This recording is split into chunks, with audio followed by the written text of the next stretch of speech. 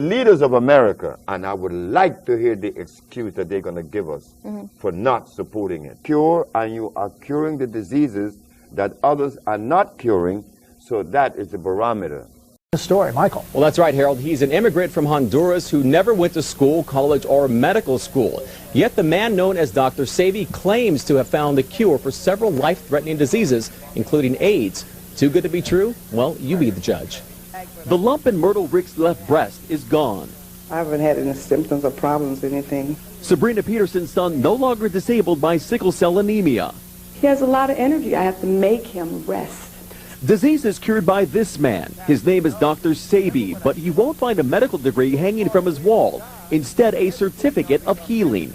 We have complex things with science, but if we go back to God and use the herbs as God said, then you can see how simple it is. Then Dr. Sebi believes what ails you can be cured with natural alkali herbs and a vegetarian diet solely made up of what he calls electric foods, mushrooms, greens, and rye breads without starch. Hippocrates established the principle of medical science by using herbs to cure diseases, then why the physician using the chemicals? 40 years ago, a doctor in Mexico cured Sebi of diabetes, asthma, and obesity with the very same herbs and diet he dispenses to all of his patients, whether they're suffering from lack of energy or full-blown AIDS. That package is an intracellular chelation. I'm removing plaque from the system. I'm removing inflammation. That is the base for all disease. And according to a medical affidavit provided by Dr. Sebi, it's working. It shows a patient diagnosed with HIV in November of 1993 was cured 2 months later. Thousands of patients worldwide swear by his methods and natural herbal medicines. In the tiny village, Lisa sought guidance for body and soul from an herbal guru named Dr. Sebi. Dr. Sebi, according to him, can cure anything. Everything from trying to lose weight to, looking for a cure for AIDS. People go there with hopes and dreams that Dr. Sebi can somehow save them. She had been through so many intense problems in her career and in her life and in her personal life that she didn't know where to turn. And this doctor, she said, had shown her how to really open up and cleanse all of the negativity out of her. She told me she was suffering with alcoholism and that she was smoking excessively, cigarettes, drinking and smoking. She asked me, what do I need to do to stay on the side of peace? I said, fast, do what Jesus did. She said, what did Jesus do? He fasted for 40 days and 40 nights. Midway through her 40-day ordeal, an obviously gaunt Lisa spoke with MTV News. I've been polluting my body for 30 years. 40 days is not a long time to me to fast. 40 days represents overcoming death. It's the number of days that Jesus fasted for, and I kind of feel like I'm on a journey sometimes. Don't really know quite where I'm headed. At the ending of the fasting, she came to me. I heard the door opening at 2 o'clock in the morning. She said, I completed my fast this morning. I said, what did you see? I saw God. She said, I'm going to make you famous. I said, how? Because I'm going to talk about you. Does everyone know you cure AIDS and cancer? There's just a lot of people in the world who are suffering. They're sick. They're not happy. They're looking for answers. They don't know where to turn. Well, I know a man who's been curing AIDS since 1987. This guy has taught me a lot, and I need to share my knowledge, with the world. Personal experiences with Dr. Sebi and the herbs that I have taken, and also the village in Honduras that I have personally been to several times on several occasions. So the video that you guys just saw, I've been there. So you have to go there to get the real, idea of what this place is like. Because words cannot describe it. I met Dr. Sebi about 4 years ago. And before I got a chance to actually go to the village in Honduras, I took his herbs. Now, he has several herbs, but the one that I personally chose to take was a 10-day cleanse. And it's because at the time in my life, I kind of felt like the world was on my shoulders. I didn't know what to do. I didn't know if I needed to go to the top of a mountain and scream. You know, I just had a lot going on with myself. And you know, they say when you cleanse, you know, it's not just a physical thing, but it's also like an emotional thing. So I did the cleanse, and before I did the cleanse, I ate everything. You know, I was raised on everything.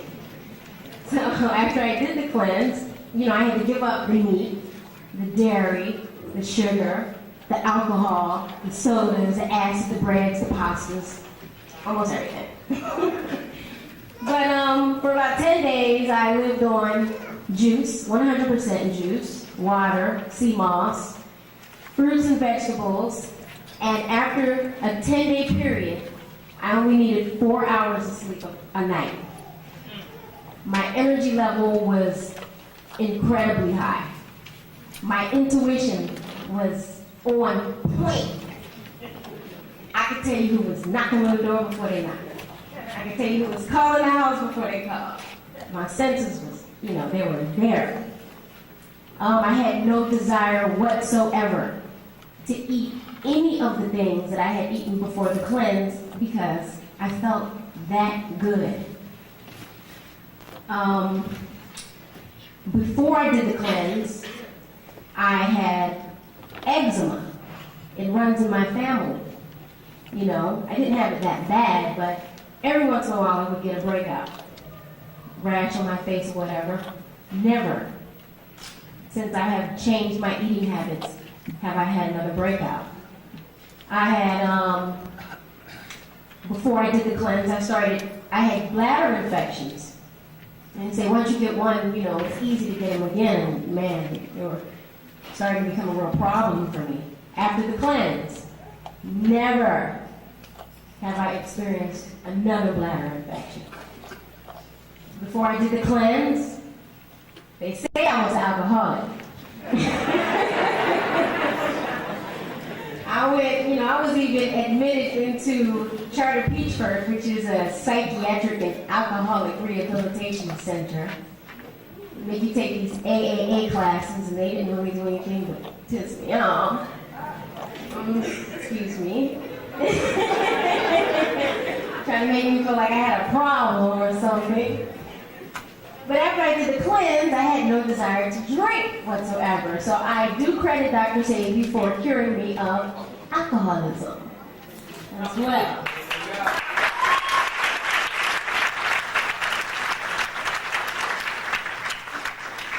Now, I did all of this before I went to Honduras. Honduras is it's another experience.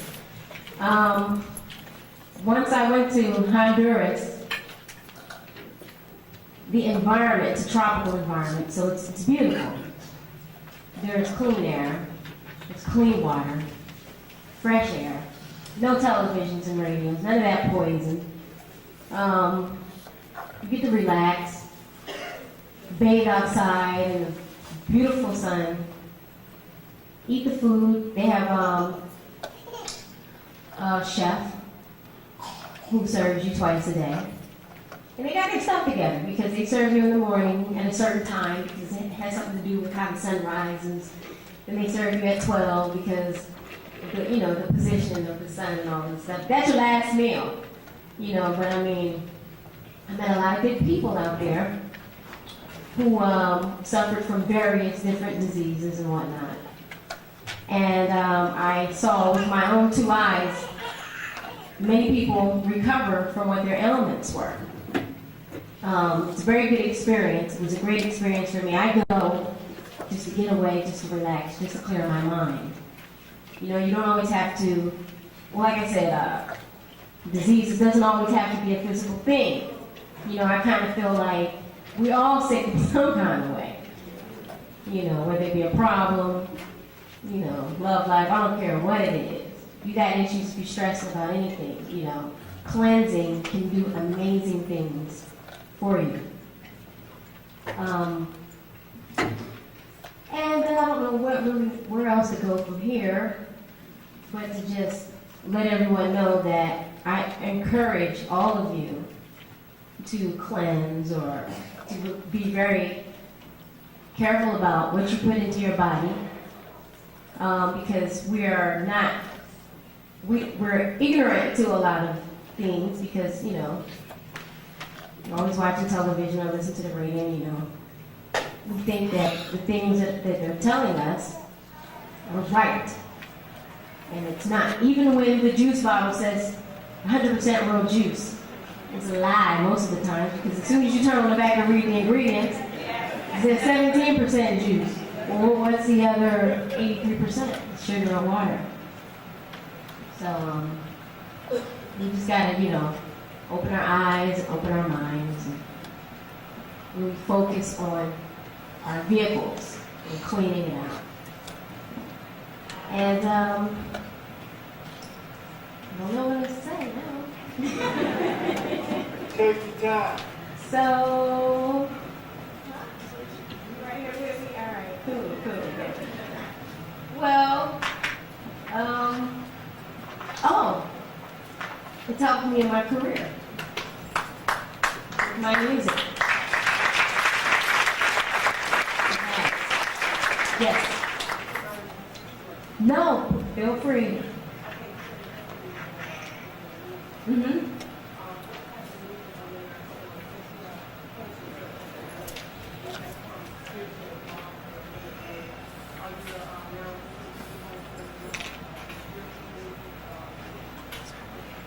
Okay, she's asking what type of music am I going to sing now that I have cleansed and gotten in touch with my spiritual self. Well, my intention is to reach as many people as I can and to spread the knowledge that I have gained. You know, and I'd like to spread that through love and through wisdom, through my music, through cooking. I love to cook. And I think we're going to do a demonstration today. I'm not sure, but I think we are. And if we do, then I'd like to show you guys a couple of things. A couple of quick, you know, healthy treats that we can whip up in the blender. But music-wise, the cleanse opened me up, you know, because his herbs, they get rid of the mucus in your system, they get rid of the toxins in your blood, they get rid of the clear your colon out and stuff like that. So when I sing, you know, it's much more powerful. My voice, the resonance, you know, I'm really tapping into something because I'm open. I feel, oh yeah, the power is there. Yes.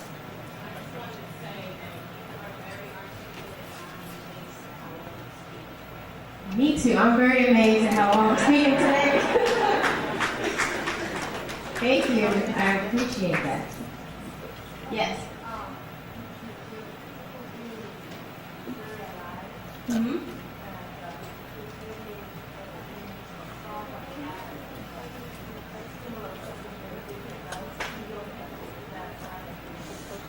Thank you very much.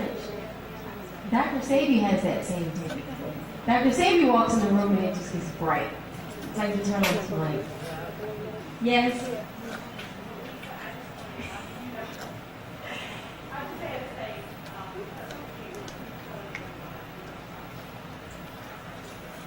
Mm-hmm.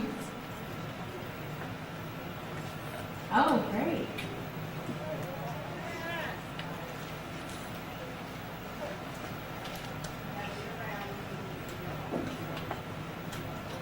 Thank you very much.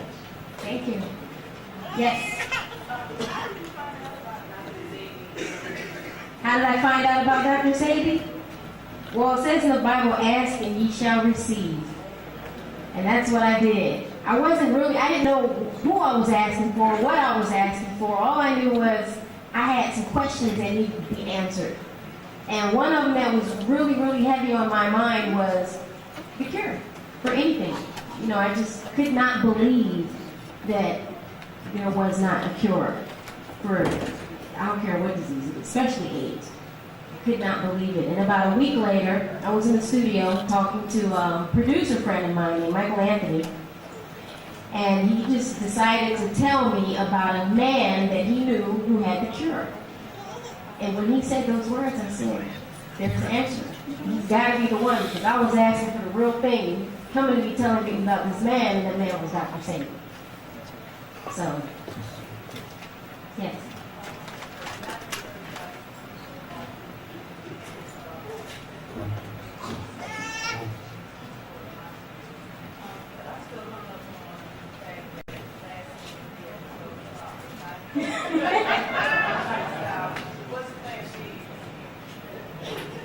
I don't know, maybe Dr. Sebi can help answer that question. I know that if you're cleansing, you know, I think that those things kind of help. Yeah.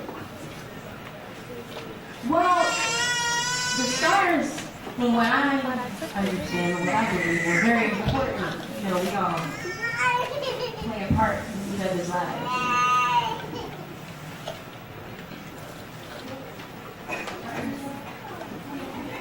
I just wanted to add one more thing that I forgot. You guys know that your body organs, they are always regenerating themselves. Your body parts. They take about 7 years to regenerate. Constantly rebuilding themselves. Today my skin is very different from the skin I had 4 years ago. My hair is better. Almost like it was when I was a baby. Everything is new. So I just wanted to let you guys know that. You start now, about 7 years, you might look 10 years younger.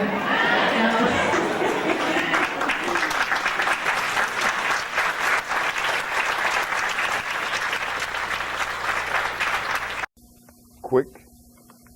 I was born in Spanish Honduras in the year of 1933. I was born in a small village named Milanga. The boy grew up, never going to school, whether kindergarten, high school, grade school, or whatever. Became a merchant seaman. But by the time he became a merchant seaman, he was very deadly ill. He had diabetes. He had asthma from birth.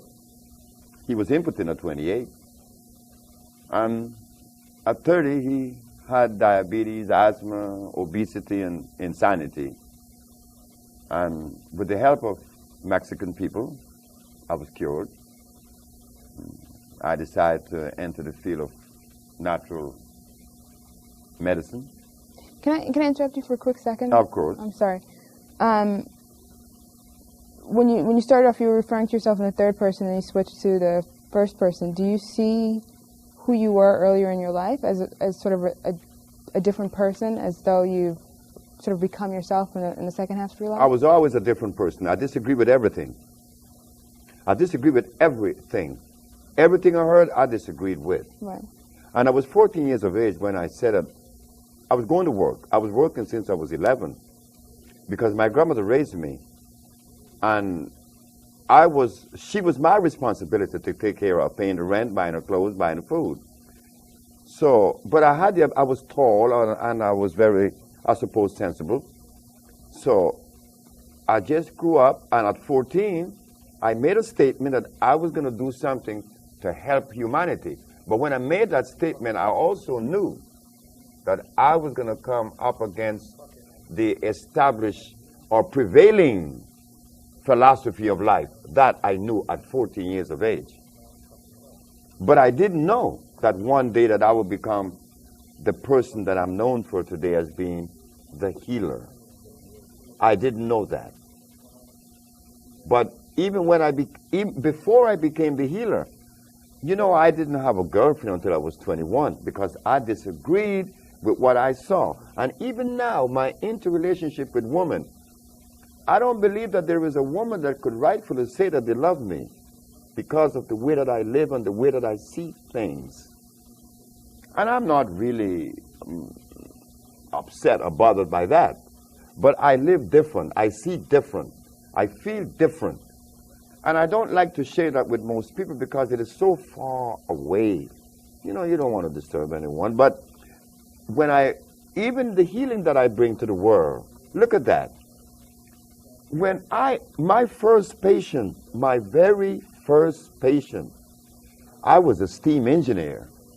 working for the county of Los Angeles. And this blind man had heard that I was experimenting with these plants. And his neighbor said, well, why don't you take it? And he took the plants, and in 2 days he was seeing. And he was blind for 11 years. That shook me, because I couldn't explain to the world the mechanics behind this blind man seeing.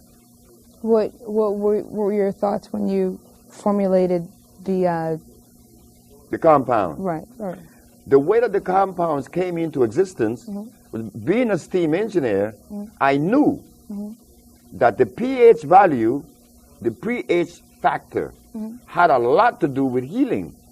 And the herbalists then, like the herbalists today, are unaware that the pH factor has a lot to do with it. Meaning this, I said that if God tell us that the herbs are for the healing of the nations, in the book of Genesis, in the book of Ezekiel, in the book of Exodus, and the book of Revelation, it says that the herbs are for the healing of the nations. Then as I go further into the history of medicine, this is what I found, that the great Hippocrates used herbs to cure disease, and that he cured every disease known to man. This man was curing every disease in Greece 365 years before Christ was even born.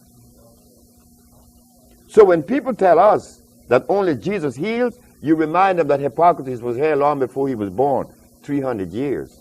So I said, if Jesus cured with herbs, Hippocrates cured with herbs, and God said the herbs, then what's up? Why aren't we curing with herbs today? So I said, one day when I went to work, my wife and I was talking all night. We were engaged in this conversation about these herbs. So Ma said to me that there could be something locked someplace that prevent us from accomplishing the goals that Jesus Christ and Hippocrates accomplished. When I went to work that night, I found it. I laughed. Oh, I was so happy. I was extremely happy because I said, it is required of us to maintain the pH at 6.9. At 7, which is the neutral zone, pH of 7 is neutral. And if it is slightly on the acid side, it's 6.9. And the reason why we maintain the pH at 6.9 is to keep the tubes of the boiler clean, that there will be no life form in there. But if the pH is 7.1, oh, now you're going to experience life. Life form will begin to accumulate in the tubes of the boiler, preventing the radiant heat or the convection heat from reaching the tubes. I said that if life was so powerful that it could exist in a temperature of 450 degrees, then the herbs that heal would have to be alkali on 7+ instead of acid 6.9. Then I begin to check the pH of all the herbs. I begin to test it. I test comfrey, acid. I test garlic, acid. I also tested aloe vera, St. John wort, rose hips, comfrey. All of these things are very acid. Carrot juice is extremely acid, yet the healers in New York then and now are still recommending these acid foods. So I said, well, let me investigate further to see which are the alkali herbs.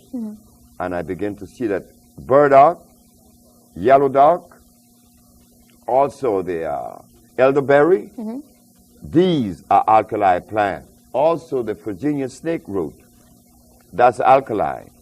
One has to know the herbs that are alkali opposed to the herbs that are acid. This today is not really considered, nor do they follow that particular, road or understanding, because the herbalists of today are recommending peppermint. Peppermint is very acid. Peppermint freezes the brain. Some even recommend peppermint oil. Peppermint oil is extremely caustic. So now we have this kind of information in front of us being disseminated and carried out. So there's confusion in the population. But the one thing that my supporters or the people that helped me, that counseled me, they said to me, Sebi, the one thing that you have in your favor is that you have cure and you are curing the diseases that others are not curing. So that is the barometer that tells us that the acid herb that they're using prevent them from reaching the goal that they're pursuing. It was my steam engineering experience that helped me in herbology to understand the herb that God made. Yes, it has to be made by God. If we eat something that God didn't make, we are running the risk of disease. Then we're going to be angry. Like I were at only 30 years of age, I was extremely angry. So I didn't know that I would. My mother wanted me to be a preacher, and I didn't want to go into the church. I said, who, me be a preacher? No, I'm not going to be a preacher. And look what I'm doing now. Look what I'm doing. My mother, I called her on my birthday 2 days ago, and she was laughing. She was laughing. She said, you see, what I wanted you to do, what I see you doing, you're doing it. Only because people are being healed. That is the work of a shepherd. So if we were to sort of go back and trace everything, as a young man, you had a sense that you would heal people. You didn't know quite how you would do it. You went through to become a young man in your early 20s, and you were still unhealthy yourself, but you started to look into herbs. No, I didn't look into herbs in my 20s. I didn't know anything about herbs in my 20s. No. I made a statement at 14 that I was going to do something to help humanity. But I didn't know it was going to turn out to be these herbs. So when I was sick, I was 30. And I got the help from the Mexican that helped me. And then I proceeded to pursue it. And I was working as a steam engineer at the time that every day I would go to work and God would talk to me and said, how could you be healed of all those dreadful diseases, and you're going to hold that from humanity? And I would go to work and I would see these turbines and these condensers and these boilers, and I would get so angry. And that was when I stepped up my research. You would see these boilers, what would make you angry about them? Because I want to get away from them, because I want to go into the herbs. But I was then 47 years of age. I was 47. And I was 10 years on the job, seniority. And I was making a lot of money. And I had a wife and 2 babies and 1 on the way, and I quit my job. God said, you're going to quit. If you're going to starve, you're going to die starving, but you're going to quit this job. And I left, and I was put in jail, and, you know, all the whole bit that happened to me in New York. I was arrested in St. Martin one night. I was taken to jail in Curacao. Oh, it's been a journey, but it's been nice because it was like a test. I remember being down to only $400. When I started this business, I only had $400. I started this healing journey with $400. And here I am today. A little girl in New York named Haja that was brought to us with a hole in her heart. She's now 16. A little girl was brought to me in Atlanta that was blind from age 8 to age 11 with a tumor on her frontal lobe. She no longer has the tumor on her frontal lobe. Her name is Mecca. And there's a little girl in Minnesota. Her name is Akila Stroud. She no longer has sickle cell anemia. And a month ago, I gave a lecture in New York, and a young lady came forth and said, well, I don't have lupus anymore. So these kinds of things tells us that we, the black race, has the answer to the world's health. We have the answer to their disease state. But we are afraid to take that responsibility because we live in fear. We fear. We scare the white man. We're scared of God. We say that we fear God. I don't know why people fear God. Now, is it possible for one group to have the cures for the world? Because your part of your philosophy is, or I don't want to say your philosophy, part of your outlook or your beliefs is that people are at their healthiest when they're eating foods that come from the region of their ethnic origin. That's not happening. Right, but that's what you believe. No, I don't believe that either. What I believe is to eat food that came out of the product of life itself. I don't care whether you're Chinese, Eskimo, Arab, or what. If you eat something natural, you're going to be healed. But do you believe that that people, for instance, that black people should not eat foods that are not indigenous to Africa? That's a horse of a different color. Black people should not eat Chinese food because Chinese food or even Caucasian food. There is a book out by a man known as Pablo Arriola, and he is known to be one of the most distinguished nutritionists in the world. And he said that if your ancestors are from Africa, your body is not programmed to digest milk. But if you are European, yes. So right there, they're telling us that there's a difference in the genetical makeup of these two individuals. So if people have a different genetic makeup that makes them react differently to different herbs, products, foods, would it be possible for one group to have sort of the cure for the entire world, or would they be moving towards a cure for people within the same ethnic group? Well, it should be like that, I suppose, but our experience shows us that it crosses all lines. That it crosses all boundaries. Because people come to us. There was once upon a time when there were more white people coming to us. Chinese come to us.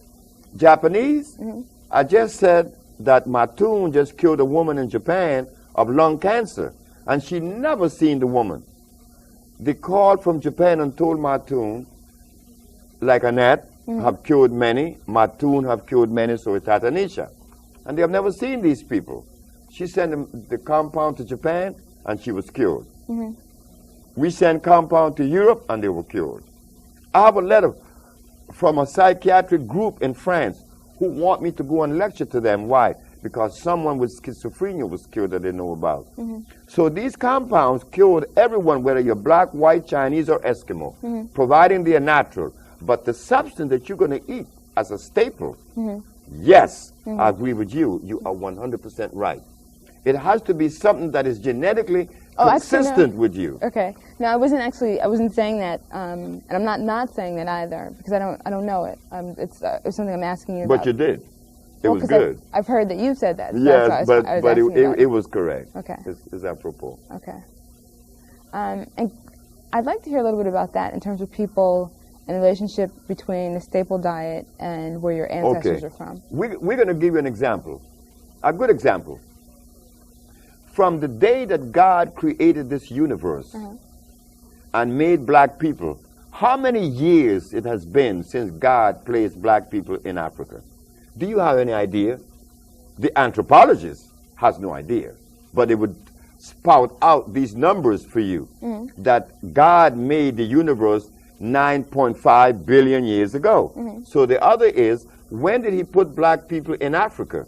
They say 1.5 million years ago. But what was the food that God placed in Africa for these people? Certainly, it could not have been potatoes. It could not have been rice or beans or yams or chicken or hogs or cows. It could not be a goat or a lamb, because all these things are hybrid. God did not make these things. These things came just recently, only 4,000 years ago. So what were we eating in Africa before we were taken away? What were we eating in Africa before there was an invasion by the man from Europe? We simply do not know. And it is because we are unaware of this diet that God made specifically for us. This is why we're angry today and we're so divided. Everybody's laughing at us. They're laughing more at me. On the airplane, the pilots came to see me a few weeks ago when I was in the plane before 911, and they were looking at the brochure that I had that says that AIDS has been cured, and herbalists cure AIDS, and the Supreme Court of New York cannot deny, can't disagree. They were laughing at me. Why? Because you are not supporting me. so they think that I'm a fake. Because if it was a white man curing AIDS, the captain said, the whole white race would be supporting them, but my race is not going to support me. The leaders of America can't do it. Farrakhan can't do it. Jesse Jackson can't do it, because they were not designed to do this kind of work. They were designed to lobby and to talk and to, like Mr. Al Sharpton, he likes to make people march. That's cool. But we got a job to do in healing the black race now. That comes in a different category. Those leaders cannot help me, and that's why I'm vulnerable. In what ways is the black race in need of healing?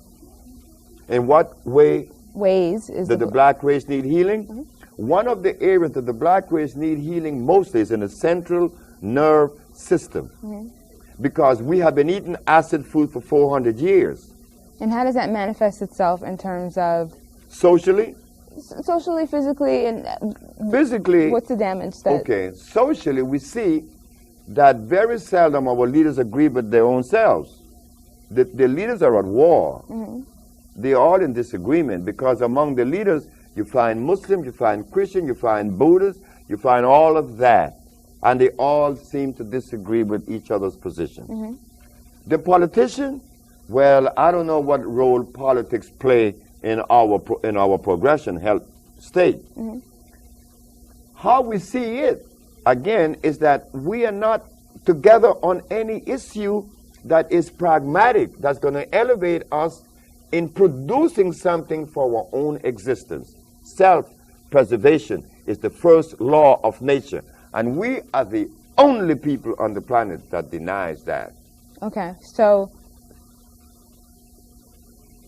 I guess there are a few things I want to pull out of what you just said. The first one is a relationship between diet and behavior. Mm-hmm. Diet and behavior has a direct their relationship. Okay, and then that this is affecting Black Americans in a particular way, so that it's something you can see throughout sort of our community. And would the difference be that Black Americans are not in their sort of original like homeland, and so that would be why there'd be a greater problem for Black Americans? Temperature and food. Temperature and but not so much as the African. Do you know that Black America, on the scale from 1 to 10, mm-hmm. if we are to be perfect at 10, Black America is about 5, Africa is about 2. Black America is closer to the goal than Africa. You're talking about food or diet? I mean diet or behavior? Diet and behavior. Okay. Because if a young man in California is in love with you, that you met, he's not going to ask you what tribe are you a member of, right? No, you're not. Right. But in Africa, if you are Susu and I'm a Malenke, I'm not going to marry you, because I'm supposed to be your enemy. But they're both Black. You see? Mm-hmm. In America, the brother not going to ask you what tribe you're a member of. He's going to marry you because he like you, right? And you with him. That's only one.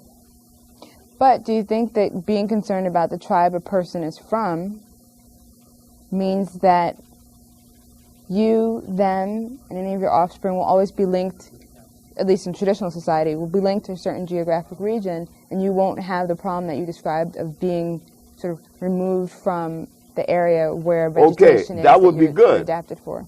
That would be good, and I agree with you. But there's one other part of it, is that the African people are eating a food that is so detrimental that you didn't have.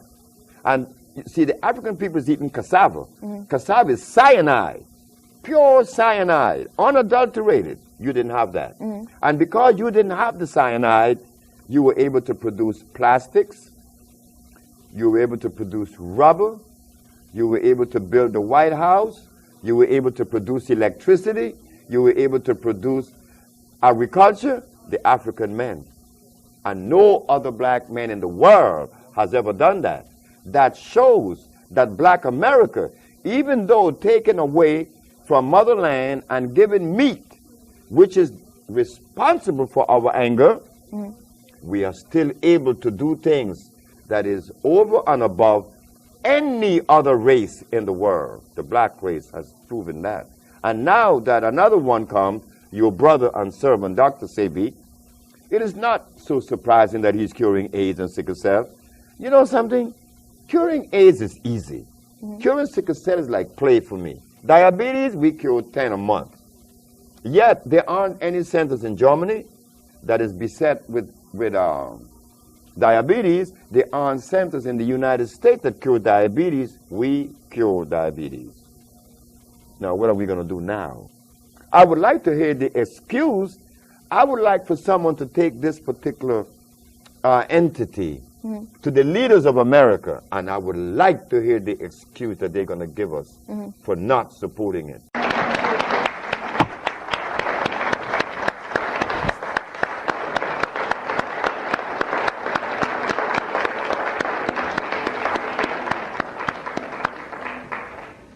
Good evening. Good evening.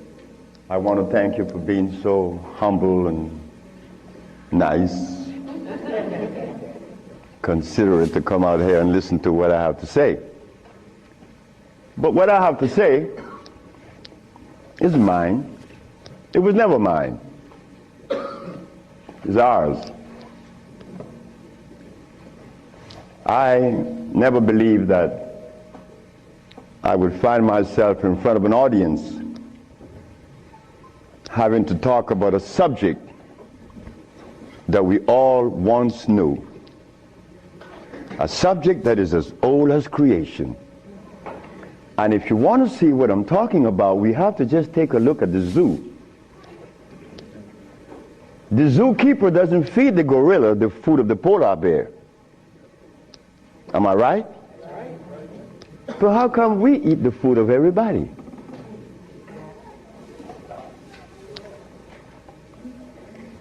We'll begin this lecture by letting you know, first of all, I'm your brother. No more, no less than you. I can't be smarter than you. That's impossible. We have the same amount of brain cells. So how was I privileged to be navigated to this information? I don't know. I don't even question myself. I just like to live. As a little boy, I hated school. That is the truth. I didn't go to school. I didn't like school. I didn't like to comb my hair. I didn't like a whole lot of things. I didn't like money. I was 12 years of age. I was Seventh-day Adventist. Corby Brown. We left that afternoon from the church. It was the 13th Sabbath. I said, Kirby, how did you like the lecture? I didn't. I said, why you didn't, Kirby? Because they talk about Solomon. I want money.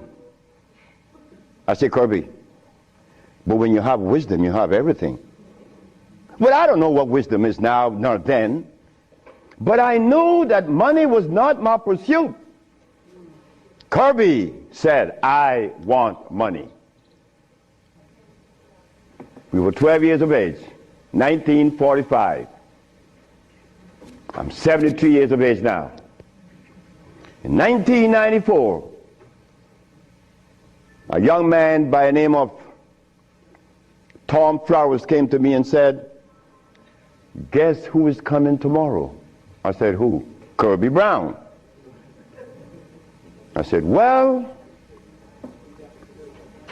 if I remember correctly, Kirby said when we were 12 that he wanted money.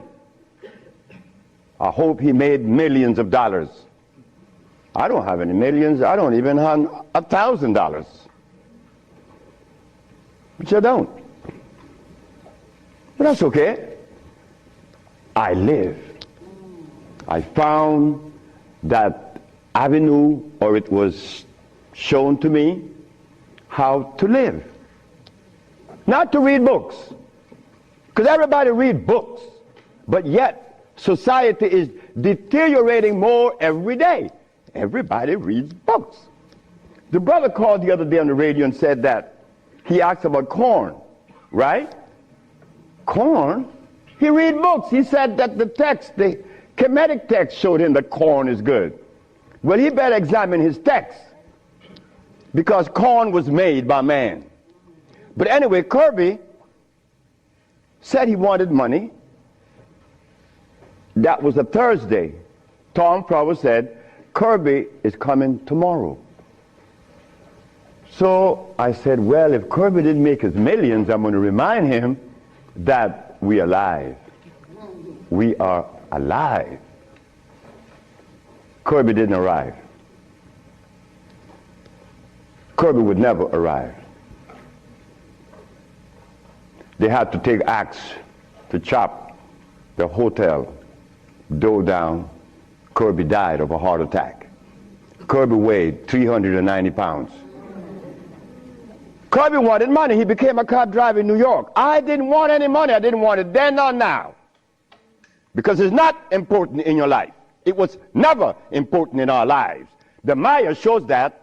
The Maya built pyramids. The Maya lived for millions of years in the jungles of Central America. No money. The Africans? How long did we live in Africa without money? Since creation. Now they tell us we need money to fight AIDS. Brothers and sisters, we are at a deficit, a tremendous deficit, a deficit that if we do not pay attention, I'm glad I did. I'm glad I did, because I remained that obedient boy that just lost his mama 4 days ago.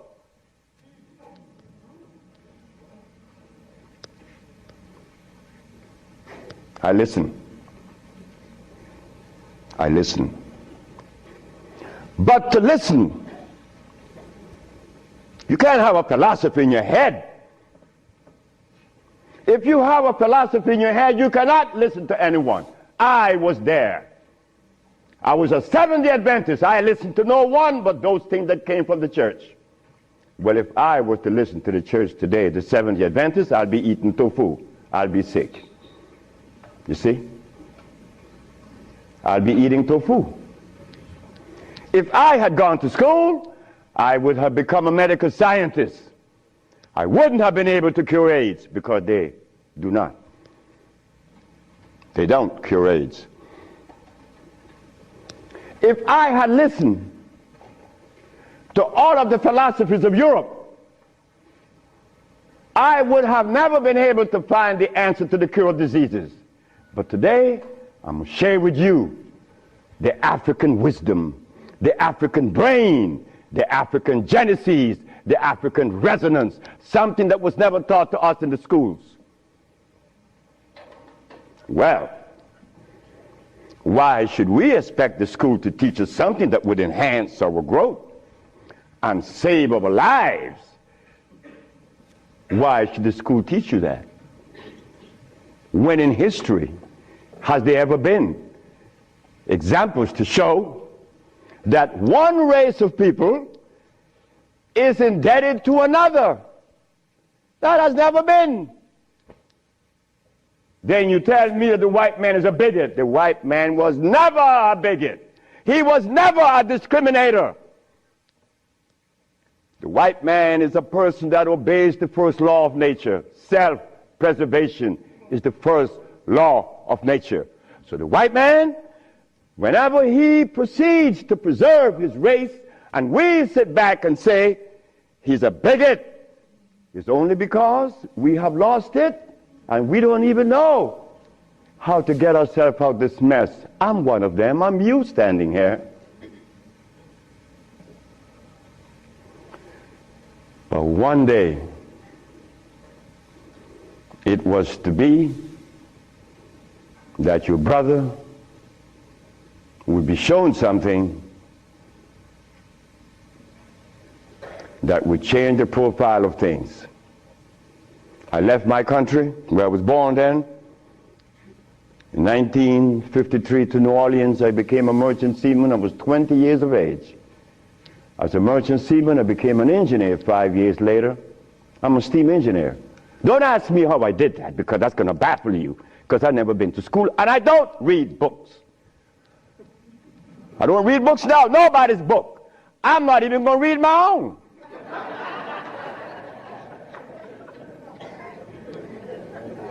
Because all the book readers come to me asking me, how did you cure AIDS? But that's like asking the gorilla, hey man, how come you keep yourself healthy without a hospital? How come you don't have any medicines? We'll begin. I became a merchant seaman right quick to take you through my life. Left Honduras without going to school, became a merchant seaman, became an engineer, worked for the County of Los Angeles as an engineer. While as an engineer, the County of Los Angeles, something is to happen. Something is to change my life completely. First, it was a Mexican. The Mexican said to me, you're dying. I said, I know. How do you know? Because I fell out going to the bathroom a Sunday afternoon, and I didn't reach the bathroom. I got up off the floor. Something must have happened between there and the bathroom. But I had gone to the neurologist, the endocrinologist, the GER practitioner in Russia, in England, in Germany, in France, United States. And they were people that knows what it is about. They had the great big books on medical science. But my asthma and my diabetes, my impotence was kicking. What happened to the books? They read books. All the physicians that treated this boy read books of all kinds. Nothing happened. I goes to Mexico, and the Mexican have a goat in his house. Every 5 words it was bad, bad. And I'm looking around. The Mexican said, the goat bothering you? I said, no. You're dying because you are disobedient. Then he brought the Holy Bible. Honor thy mother and thy father, that thy days may be long upon the land. That's in the Bible, isn't it? But how could we honor our mother and our fathers when we don't even know what they were about? You don't tell that to an elephant, to honor his mother, because when he's born, he follows his mother and watch what his mother eats. Do you and I know what our mothers ate in Africa? We don't know, yet we dialogue. We dialogue on this level of intelligence because I know Plato, I know Aristotle, I know all about Diogenes, but you don't know what your mama ate. So everything that you talk about means absolutely nothing. So you see where they have us at a deficit? That's why we need each other's. Now when I became an engineer, the Mexican said, stop eating. Don't eat anything. For how long? 3 months. I said, are you crazy? He said, no, you nuts. You ask me if I'm crazy. You've been eating garbage for 30 years. You've been eating garbage. And I'm going to remove the garbage for 90 days and you ask me if I'm crazy. What was I eating? Hog maws, chitlin, neck bones, crackling bread, lawn in New Orleans.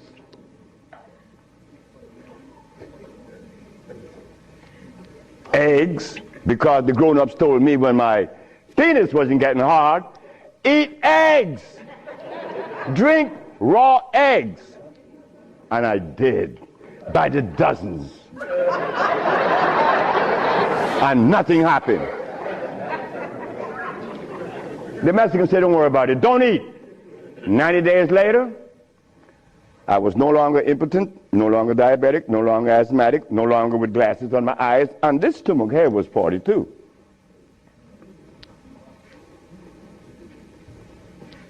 What happened to the science that the physicians were using, medical science? It didn't work, isn't it? But it worked with me. The herbs work with me. This Bible says,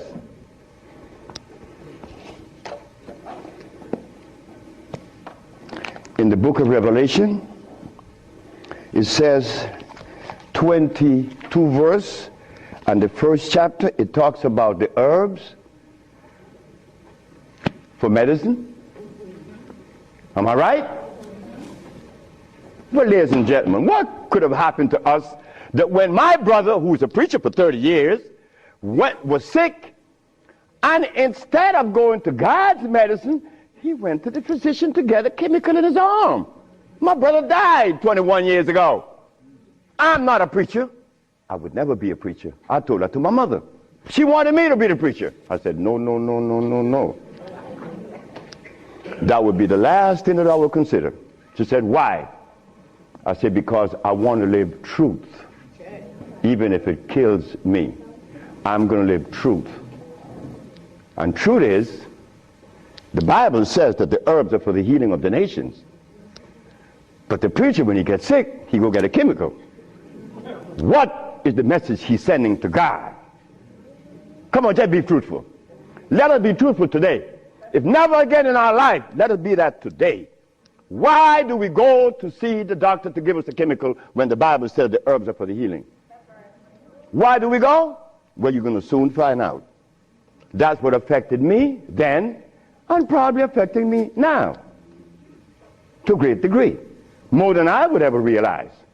Because remember, I want to go to the blackboard.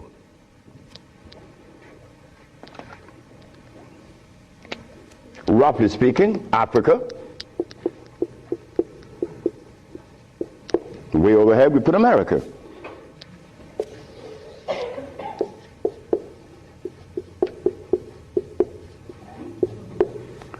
They are 4,500 miles.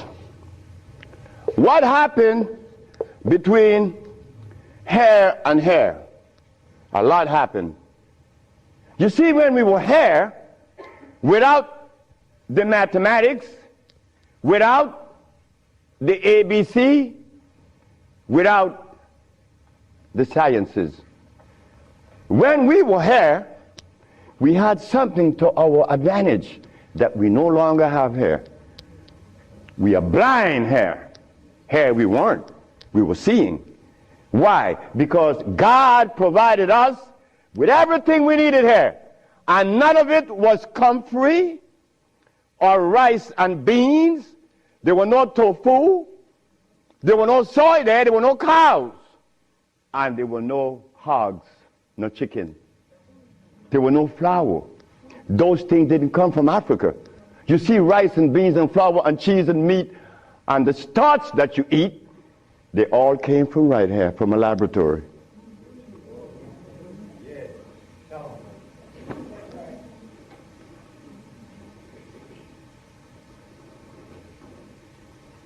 Now, for us to eat, you have to have in your big skull the understanding of biochemistry.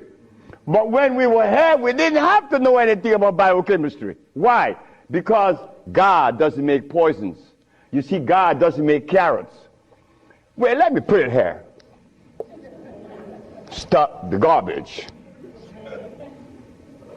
Anytime someone tells you that tofu is good for you, that someone that just gave that information to you has one eye open. But he's confident that when he tells you to eat carrots and you drink it, you have both closed. So a one-eyed man is king where everybody's blind. But the one that recommends the tofu is only half seeing. He's blind. He got one eye open only. But he doesn't know it. Example. Before we get into the real lecture, pull this out. This is how people take privileges on us. They don't care about us. They bring us information that, oh God, that's why the rest of the world laugh at us. Because they know that we have both eyes closed. Here it is. Moringa. Moringa has 23 times the iron in spinach. Spinach has iron? No. Because spinach, let me take my time because there's a whole lot of information. I don't want to jog it up. Anything that has a pH of 7 plus is alkali. Anything that has less 5, 4, 3, 2, 1 is acid.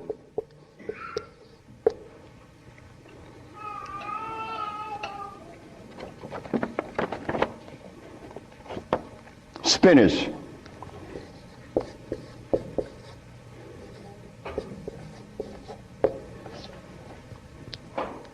Acid. Why compare moringa with spinach? When spinach has a starch base, it has no iron. 7 times the calcium in milk. Milk has calcium. Well, I stopped drinking milk 42 years ago, and I could fall on my knees. You drink milk with moringa, because they said to mix it with milk and some pages here, you're not going to fall on your knees at 73. You're going to leave your knees down there. 11 times vitamin A that you find in carrots. Carrots has vitamin A. Carrots belongs on the acid side of life.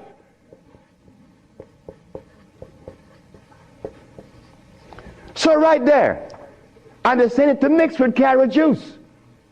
Why would they do that? Then up here, they talk about the Ayurvedic system of medicine recommends moringa. The Ayurvedic is Indian. The Ayurvedic system of medicine recommends cow milk. The Ayurvedic system of medicine has never cured any disease, nor moringa, nor any other system in the world. You know what this is like? When Steven Seagal tells me to come to his house because he had a headache for 5 years. Well, I knew why the headache was in his head. It was removed in less than 10 minutes. He had the bottle and said, "This bottle is powerful." I said, "Yeah, powerful, huh?" He said, "Yeah, the headache is gone." You know, he's the Dalai Lama, right? He wanted me to go to Kathmandu. Kathmandu? I'm going to go to Kathmandu. To do what? Talk to lamas. Lamas for what? What am I going to talk to lamas for? They couldn't cure your headache that you had for 5 years. The lamas need to come and see me, not me, the lama. But since we were compromised, we left all our food in Africa. You and I don't even know what we ate in Africa. So don't even go there. But we have the opportunity because one of your brothers happened not to go to school and look outside of the paradigm of school and found something altogether different. And what did I find? That anything that God made is on the alkali side. Why? The molecular structure is complete. It was made by nature, not man. Anything that God made has no starch. That's another thing. Anything that nature makes has no starch. Anything that man made has to have starch because starch is a binder. To titrate two unequal chemicals, you have to use a starch. Starch is not a food. Starch is a chemical. And what have we been eating since they took us away from Africa? Starch and blood.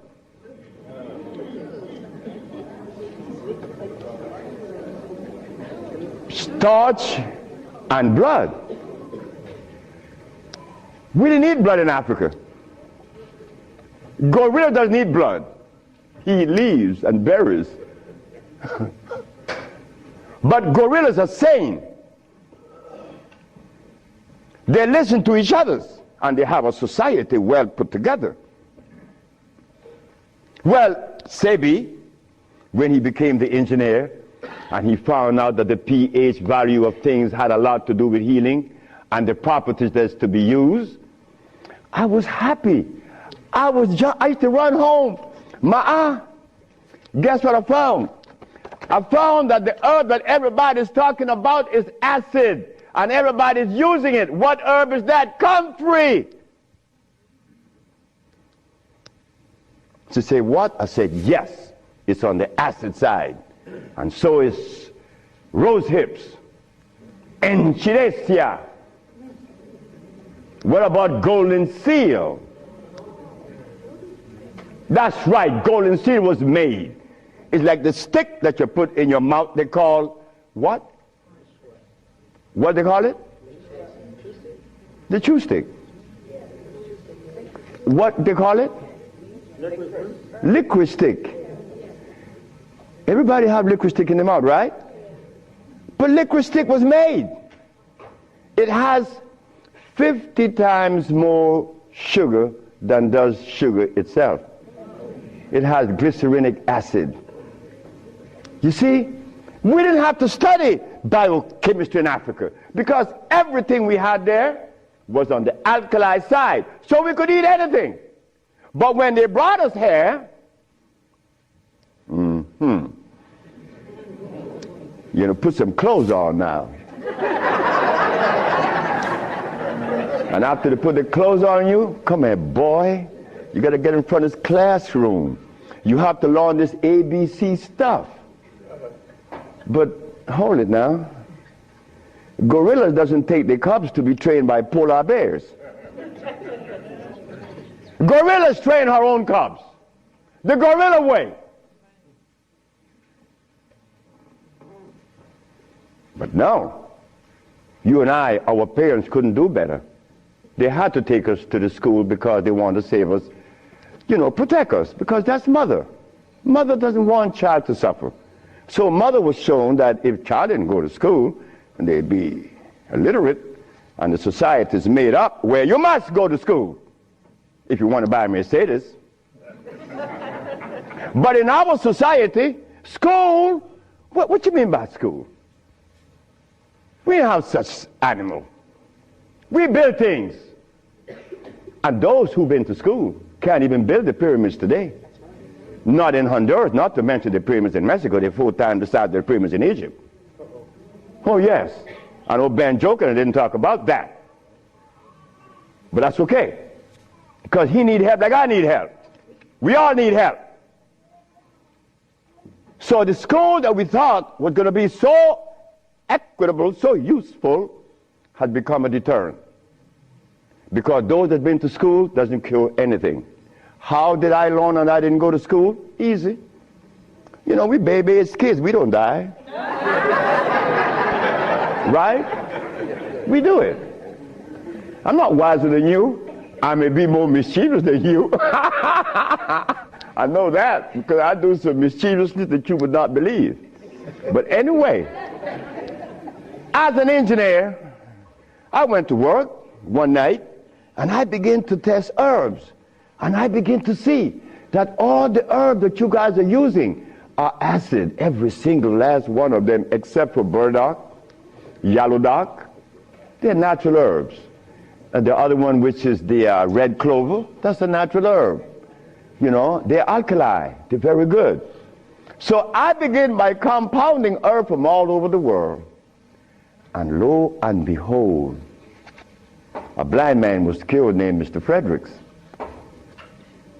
Then the Japanese, Fred Takashita's wife, was killed of endometriosis. She had a baby. She was never supposed to have a baby. It's a white lady from Utah.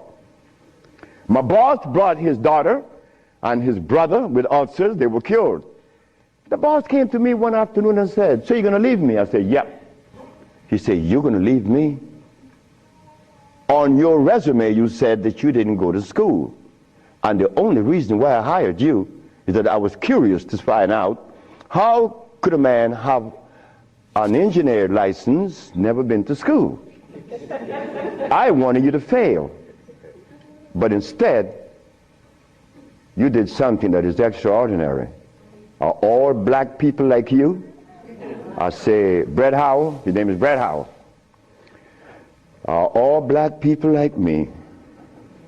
I say, "I'm the dumbest." "Yes, they're all like me and more powerful than me. Well, how come they're not doing what you're doing? You cured the blind man. You cured my daughter's ulcers. Could they do that? I said, they could do it better than me. But why aren't they doing it? Because they're afraid of you. I'm not afraid of God. I'm not afraid of the devil. I'm not afraid of anything, especially you. Because I don't live in fear. So I say, Brad Howell, the black man of America is afraid of you white people because you guys made him afraid of you. And you should not feel good about that. It's not about me hating white people, loving black or hating black. It's about understanding. Nobody's going to help us but us. Nobody in this world, whether white, black, Chinese, or Arab, could help us. It's impossible for them to help us. Why? Because they don't know us. They're not of our genetic predisposition. Look, as a Christian, I used to eat pork. Of course I eat pork, and I love it. But as a Muslim, I eat lamb, which is 10 times worse than pork. So what do I do? Who do I turn to? So after I quit my job, the boss said, wait just a minute, because I think you're crazy. You're leaving your job as a steam engineer in 1980, when herbs in 1980, I'm making $2,900 a month. I'm going to leave my job with 10 years seniority to come after some herb that you didn't like. Why did I do this? I had to do it. It wasn't that I could see that far. I can't see beyond my nose. Talk about years ahead. But I had to quit my job. And I had to question myself, why am I doing this? But I did. And 1980, the boss is looking at TV, 1987, on the 10th day of February, and he see CNN, Alfredo Bowman, a.k.a. Dr. Sebi, is arrested for practicing medicine without a license, selling product approved by the FDA, and claiming to cure AIDS and other diseases, which is a fraudulent claim. The boss saw that. The boss' wife is in the bathroom because he told me the story himself. He called her out, come and see the man that's arrested. If he says he cure AIDS, I know he cure AIDS, because Brett Howard knew that I would never compromise myself to a lie. When I talk, I know what I said is the truth, but I also know that in America, you could also be dead right. But it doesn't matter. It does not matter. I'm 73 already. They killed me tomorrow, it's all over with. I rather reach 73. My brother, who was a preacher, he only got to 50. But I stuck with you, the black woman. That was my success. You, the black woman. I always kept my eyes on you. Nobody else, not the maid, because I'm one. We don't do nothing. We can't do anything. We need you. Because it is you that held our hand. It is you that breastfed us. My mother breastfed me for only 4 years. But that was sufficient.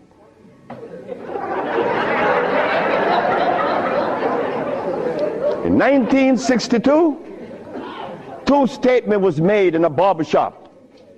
1640 Claiborne Avenue, New Orleans, Louisiana. Timothy Barbershop.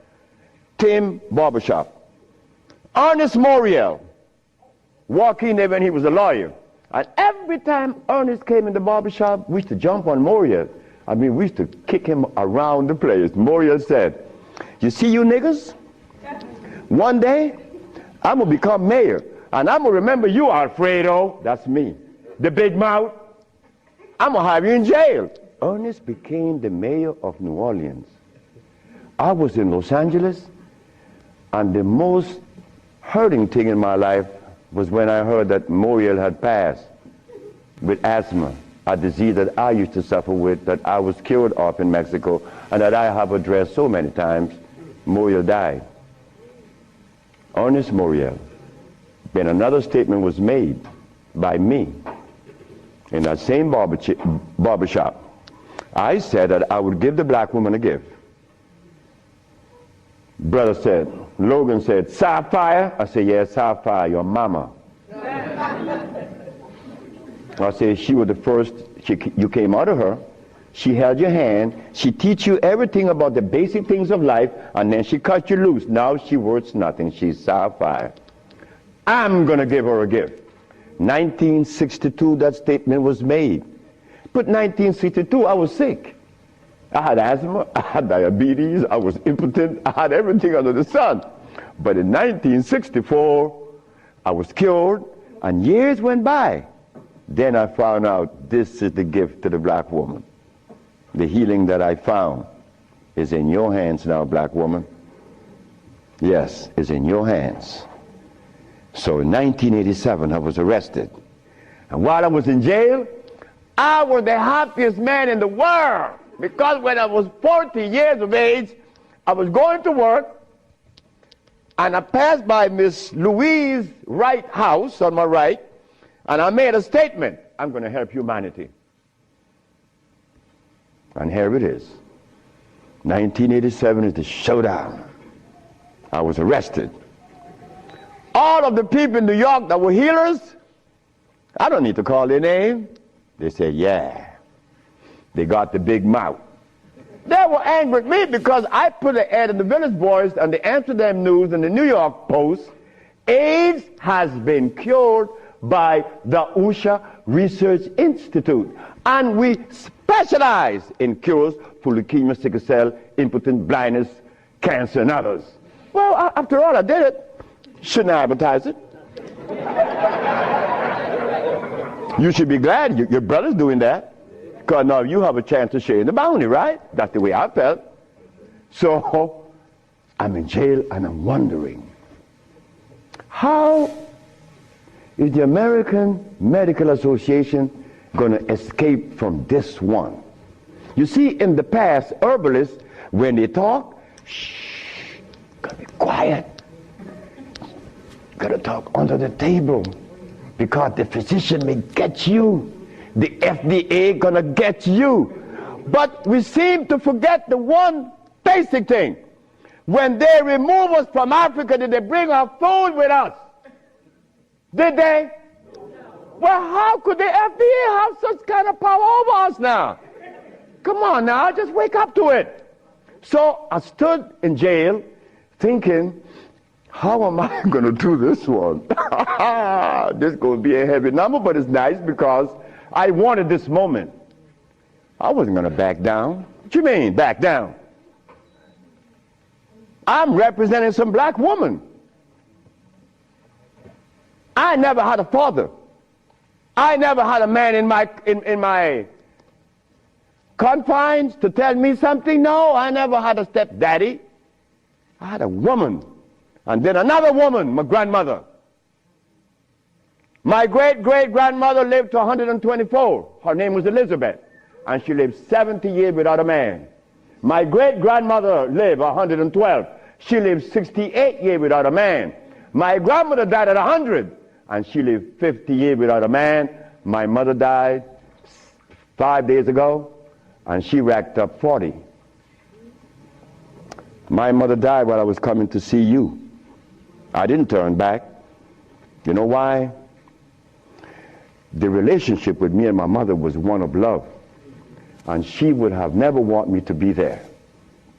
My brother told my mother when I was about 10 years ago, he told her, yeah, you didn't like me. You didn't give me any love. You didn't give Fred any love either. That's me. So my mother said, what you say? You gave all your love to the pastor, not to Fred and me. My mother said, like, Fred, are you in on that? I said, ma'am, this boy was talking garbage. See, he told me he's serious. I'm never serious. I don't know what it is to be serious. I hear men talk about seriousness. Well, I don't know what you do with that. But my mama said, raise your hand up and open your fingers. Which finger would you elect to take off of your hand? I said, none. She said, thank you. My mother turned to my brother and said, you said that I didn't give Fred any love. Fred, you wanted my love? I said, nope. Didn't want it. I didn't need it. Because my mother knew if my mother ever interfered in my life, I would have been upset. I was in the streets by the river all the time. My mother knows, all mother knows the child that need her love, her attention. But she love all. But she knows the one that need the attention. I didn't want my mother attention. And she knew it. But my brother said that she didn't give him any. But the boy went to the 3rd grade. He owns a fishing fleet. He owns an ice factory. And he owns a fleet of planes. And he said that his mother didn't give him love. You see how we could easily make mistakes? Okay. Mother is mother and will always be mothers. The greatest gender on the planet. So while I'm going to court now, and I'm standing, the judge said, get the man out of jail, and I went to his chambers. Judge Shorter said, young man, you mind if I ask you a question? I said, no, sir. Why did you advertise that you cure AIDS? Well, sir, my mother's alive, Africa exists, and my face, and I would never offend any of the three. That's why I advertise that I cure AIDS.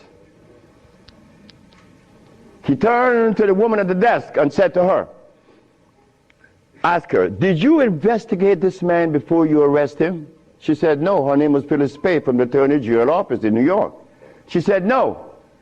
You didn't investigate this man before you arrest him? This man, the response he gave me, he cured AIDS. But AIDS is the easiest thing to cure. People think that AIDS is difficult. To me, everything is easy, and to you it should be too. And I'm going to show you why it's so easy. So the judge said, well, you out in bail, and that was February the 12th, I got out of the 13th, but the case doesn't begin until 88. September, I have a year and 8 months. Why the judge gave me so much time, I would never understand. So I waited. Trial date. This is where the showdown with black and white. Not better or worse. We are not better than any white man or Chinese, no. We just happen to be different. That difference has never been treated by any religion or philosophy. There is a difference that needs to be understood. So while I went into court, the judge said, well, Dr. Sebi, will you please begin? Where do I begin? Begin where you say you cure AIDS and the physicians say there's no cure. The physicians are 100% right. There is no cure for AIDS or any other disease.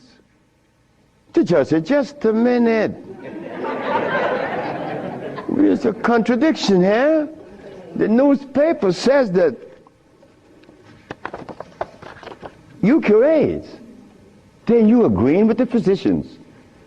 That's a contradiction. No, it's not. When you're limited, it is. But when you leave out the box, it isn't. She said, help me. She said, of course. The physician take the position that there is no cure for AIDS or any other disease, and the physician are 100% right, according to their philosophy and their perspective. Their medicine didn't show them a cure. So how could they say that there is a cure? But the perspective that prepared me, there is cure for AIDS and every other disease. Oh my God, when I said that, the physician jumped up. Your Honor, Dr. Victor Herbert said, Your Honor, what other perspective could there be? After all, you know, this patent on us, the FDA has a patent on us. You cannot talk. The FDA talk, you shut up. Oh yeah? Well, I'm gonna find out. So, The judge said, what perspective is yours? Dr. Victor Herbert, Dr. Bonanno, and Dr. Christopher said, how could there be another? I said, there is another, Your Honor. And what is the other? The African bioelectric cell food. I've never heard of such a thing. That's what the physician said. He have never heard of the African bioelectric cell food. I said, of course. But we have to remind the good physician that he have not heard of a whole lot of other things. But that doesn't deny the existence of the African biomineral electric cell food. What is it? The allopathic claim that there are multiple diseases. The African biomineral balance negate that position. There's only one disease, never been two.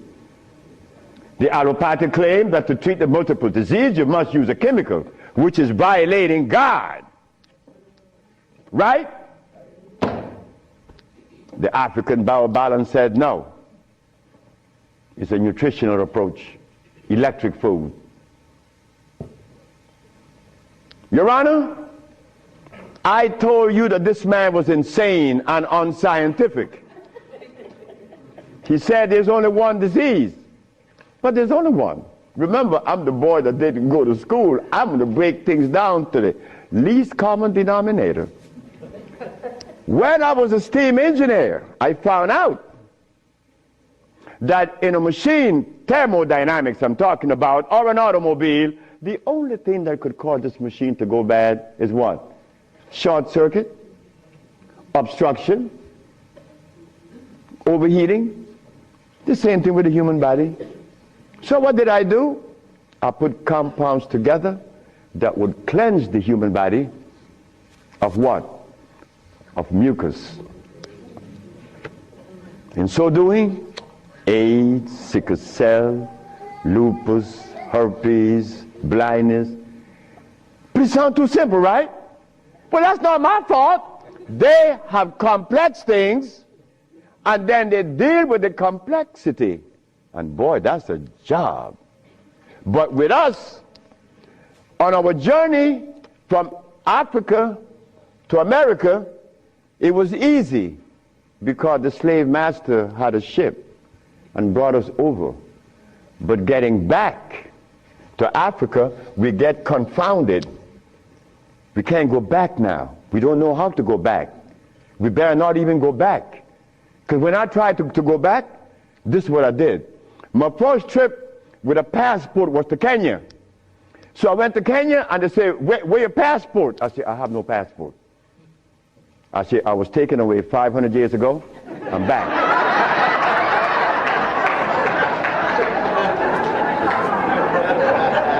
When I left, I didn't have any passport. So why are you asking for a passport now? Is a passport African? Put him one side. They put me one side and send me back out. But you think that was bad? That wasn't bad. Wait. May I have that? I go to Africa. I go with my wife and I said, well, boy, I'm happy. Girl, we're going to liberate Africa. We're going to do something for mother country. I go and I saw Dr. Parinyatwa in Zimbabwe. I said, Dr. Parinyatwa, I think your problems are over with. Not only Zimbabwe, all of Africa. Here is Hospital Vicente di Antoni, is an Italian hospital. Department of Blood and Laboratories. Oswald Zavala, HIV positive on the 25th of November of 1993. 17th of January of 1994, HIV negative. This boy named Alfeo Lagos, this from the Red Cross, the Honduran Red Cross. It says here that this boy, it doesn't show any date of which he contracted AIDS. Why? Because he was born with AIDS. But down here it says he's negative on the 19th day of January of 1995. Another one. This one caused a laboratory to call for me. I thought it was funny. This is the next one, the other one. His name is Alex Suarez. On the second day of January, this boy of August, he found himself with HIV positive. On the 19th day of August of the same year, 17 days later, the boy is no longer HIV positive. So they called me for what? I don't know. Because I know they're not going to change it. Now, this one you're going to like.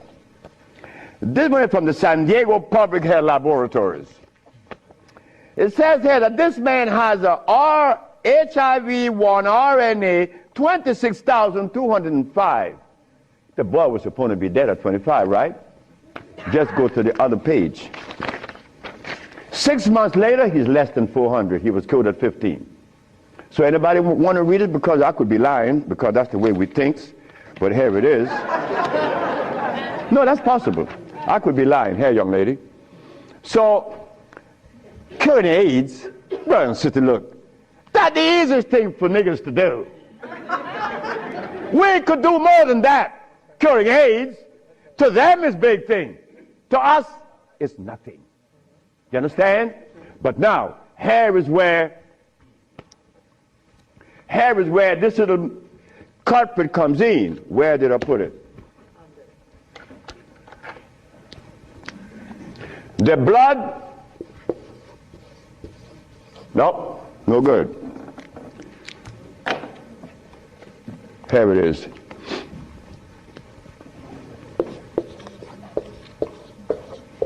Blood and starch.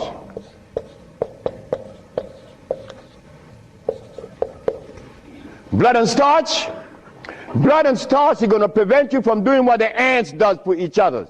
Ants, when it's getting ready to rain, you know what they do? All the black ants, they begin to do what? Cut the leaves and take them to their little nests. Ants doesn't eat leaves. They eat the mycelia that grows on the leaves with the temperature. They are farmers, but they provide when it rains. Red ants does the same. But we black people, we can't do that. Because when your brother showed the world that he cured AIDS, why didn't the African countries jump on it? All the African people eat is blood and starch, nothing else. But that is the Africa that you and I dream about. The Africa that we want to save. The Africa that we all love. I found out that there is no president in Africa that is interested in the cure for AIDS. Not one. No, I'm sorry. Only one. I'm not going to name the country because I may jeopardize the country. Because the one thing I learned, that when you begin to talk favorable about a country or individual, they're going to soon get him. That is a fact. So I cannot talk about the country that said to Dr. Sebi, Dr. Sebi, whenever you want to return to Africa and begin this new empire, you have 5,000 acres of land and 6 hot springs. I don't need anything else. Hot springs? 5 hot springs with 5,000 acres of land? We could grow food. We could make the best dress. I said, sir, I am not going to come to your country unless I'm able to grow marijuana. He said, marijuana? He said, wait just a minute. He said, I can't do that. I said, well, the compounds I've been giving your nephew that was autistic, that now is talking, was marijuana. And as for you is concerned, when I came here, you weren't walking. You were dying. Now you're running up.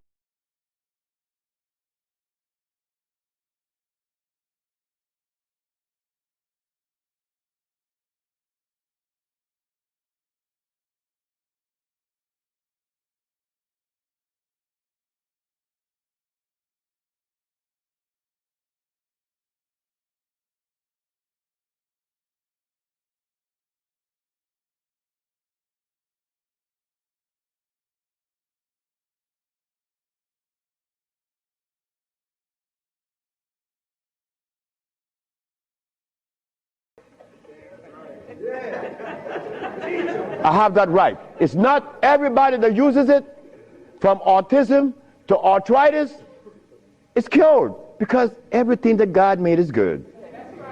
So as I go to Africa, all happy, I came back with my tail between my legs, because it ain't happening. It ain't gonna happen. They're not interested in that. But the one thing I noticed today and yesterday, and you may have heard it, President Clinton and Sanjay Gupta, they found the end of AIDS. How could they find the end of AIDS when they have not found the end of diabetes, the end for sickle cell, the end for any disease? But they're going to tell us that they're going to bypass these lesser diseases and jump on the major one, and they got the cure for it.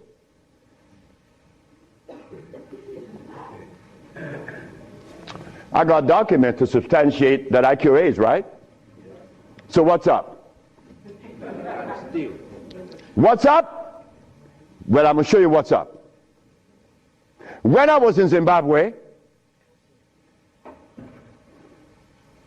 the Department of Health said, why do you come to us saying that you could help us? And your leaders in America didn't help you. My leaders in America? What do you mean by that? They mentioned Minister Farrakhan. I said, just a minute. I don't follow any man. I follow women. And I don't follow sick people. Because if I follow sick people, then I got to be sicker. I go to Brazil. They say, why don't you, if your leaders didn't help you, why should we? I say, my leaders, again, they brought these leaders in front of me. And they mentioned something like Al Sharpton and Jesse Jackson. I say, oh God. I say, why you all ask me about these people? I never knew of Jesse Jackson or Al Sharpton or Oprah Winfrey promoting something that is equitable and good for the black community. That's never been. What they could do is march. That I know. But why do you ask me about it? I'm asking you, why can't you incorporate this in your repertoire? You said me, I have no leaders. My leader's my mama. The biggest testicles that anybody I've ever seen, they was on my mama. So don't ask me about leaders. I don't follow leaders. I never was part of that thinking. I don't need anyone to lead me someplace. So now I'm asking you, what do we do now? I cure AIDS. Are you going to call Oprah? You don't need to. She could advertise 1 million pieces, broken pieces, right? But that's fine. But she cannot advertise the cure for humanity. But there's one little dude that got himself in trouble. And he was totally unaware of what was going to happen. This little dude, I'm home with my wife, enjoying myself, a Sunday afternoon, looking at TV, somebody threw a rock on my window. It's Randy Jackson. What did you want? My brother want to see you. Your brother? Michael? Okay. I went. Well, he's sick as hell. Well, I treated him, and he got cured. He saw it, and he was encouraged to take me to the Rayburn building on Capitol Hill. Oh my God. This is going to really confound you. Michael Jackson took me to the Rayburn building on Capitol Hill on the 31st day of March. April. No, of March. March. It was March. 31st day of March of 2004. I said, why are you taking me there? Because you cure AIDS. I said, but what makes you think that they are interested in that? What makes you think that the world is interested? I don't care if it's any country in the world, they are not interested. Especially Africa. They were never interested. AIDS isn't killing Africa. Hepatitis C is killing Africa. All of West Africa is the red line for hepatitis C. What you talking about? But they're Muslims. So they have to eat the Muslim food, which is goats and lamb.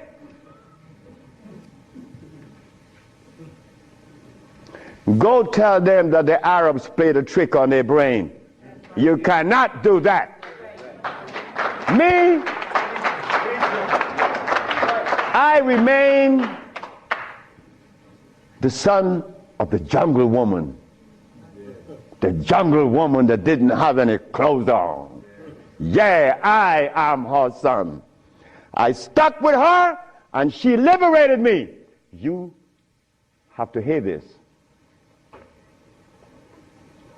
One morning, I woke up and I heard the music that was playing. You know how you turn your radio on and you're sleeping, but the music on the radio would influence you, and you dream that you're seeing the artist that's playing, right? You have had that happen to you. This morning, I'm listening to John Coltrane. 4 o'clock in the morning on channel 850 on the TV. I'm sleeping, and I'm hearing John Coltrane playing Interstellar Space.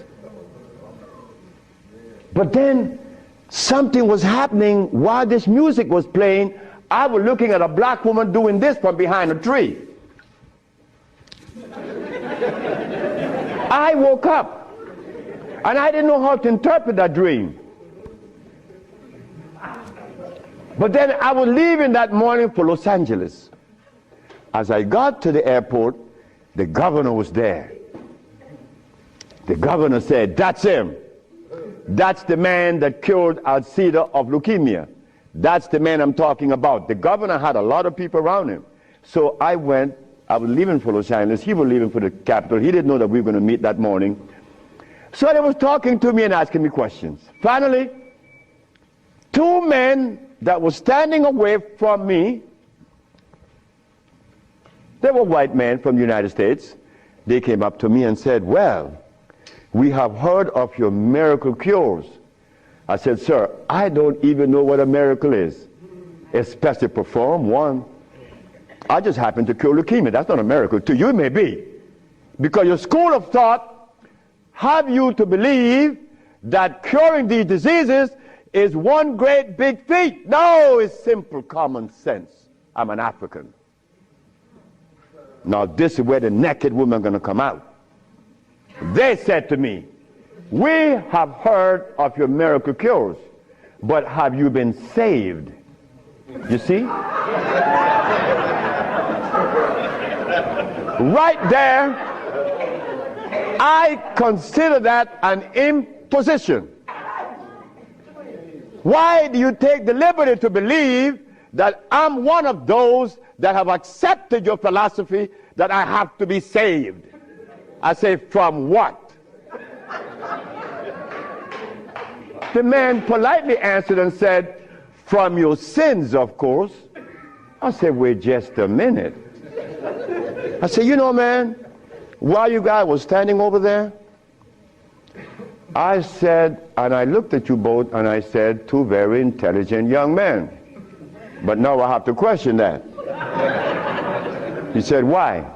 I said, "Well, because the color of my skin should have prevented you from asking me that question, have I been saved?" He said, "What does the color of your skin have to do with anything?" I say, "It has to do with everything. I am the son of a woman that was taken away from the forest of Africa. To begin with, she didn't have any clothes on. But she didn't have any alcohol. And she didn't have any prostitution. And she didn't have any supermarkets. And she didn't have a hospital. And she didn't need anything that God didn't make. And she didn't have any money. So all these things constitute sin. So my mother in the jungles was sinless. How did I become sinful? You cut it out. You stop that. We have to begin to change our diet, because this diet here of blood and starch is all we eat. That is all we eat. And then with this diet of blood and starch, which confounds the hormonal structure, we have the nerve to tell each other, brother, you were wrong. I'm wrong? I mean, where did you get that from, I'm wrong? You've been eating blood and starch, and you're going to tell me I'm wrong. No. We got to stop it. Because the blood and starch is why I couldn't penetrate Africa. So, you forgot, right? I'm in the Rayborn building. Who is present? Sheila Jackson Lee from Texas, right? John Conyers, Illinois. Or Detroit? Jesse Jackson Jr. from the House of Appropriation. Our most beloved President Bush. No, we have to give him credit. And no African government ever given me the privilege to practice herbology. Bush did. Bush appropriated $5 billion to fight AIDS in Africa, right? And the African government didn't appropriate one dime. They didn't want their brother to do it for free. So Bush stands out way above there. Bush gave $5 billion, and Jesse Jackson Jr. is there. So when I go to the podium and I say, fellas, y'all don't have to look for the cure of AIDS anymore. Here it is. Jesse Jackson Jr. did this.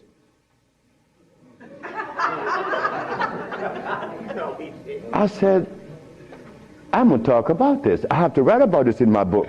Because you, not me, but you and I believe in the leaders.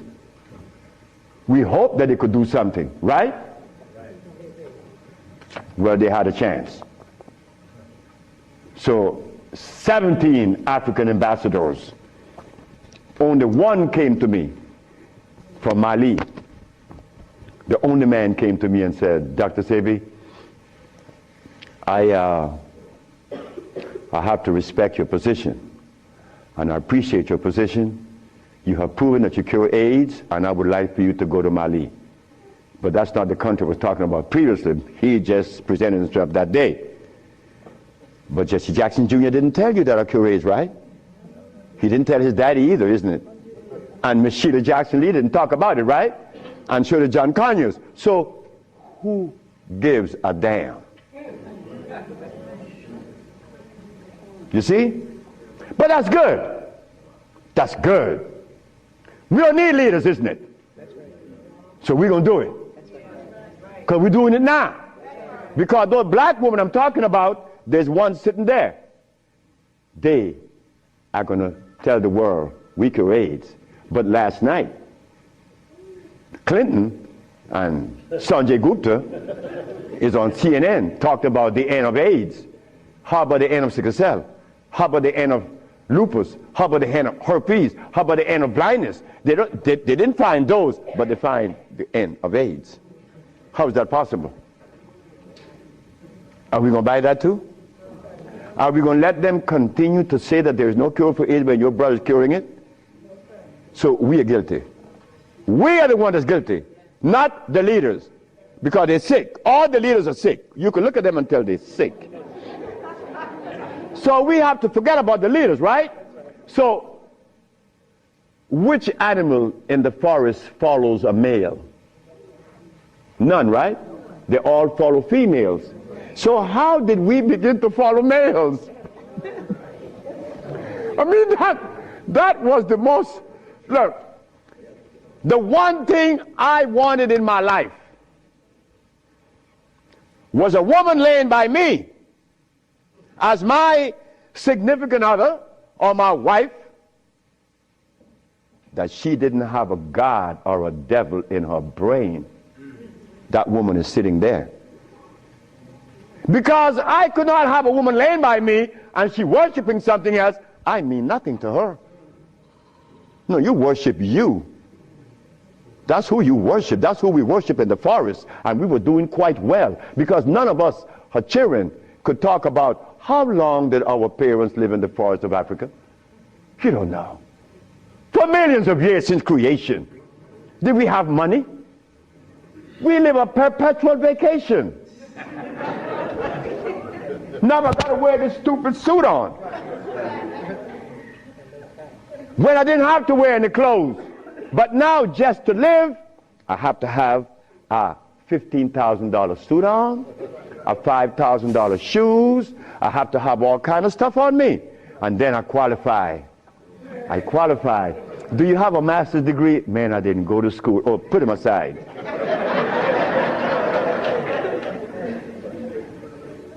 So in essence,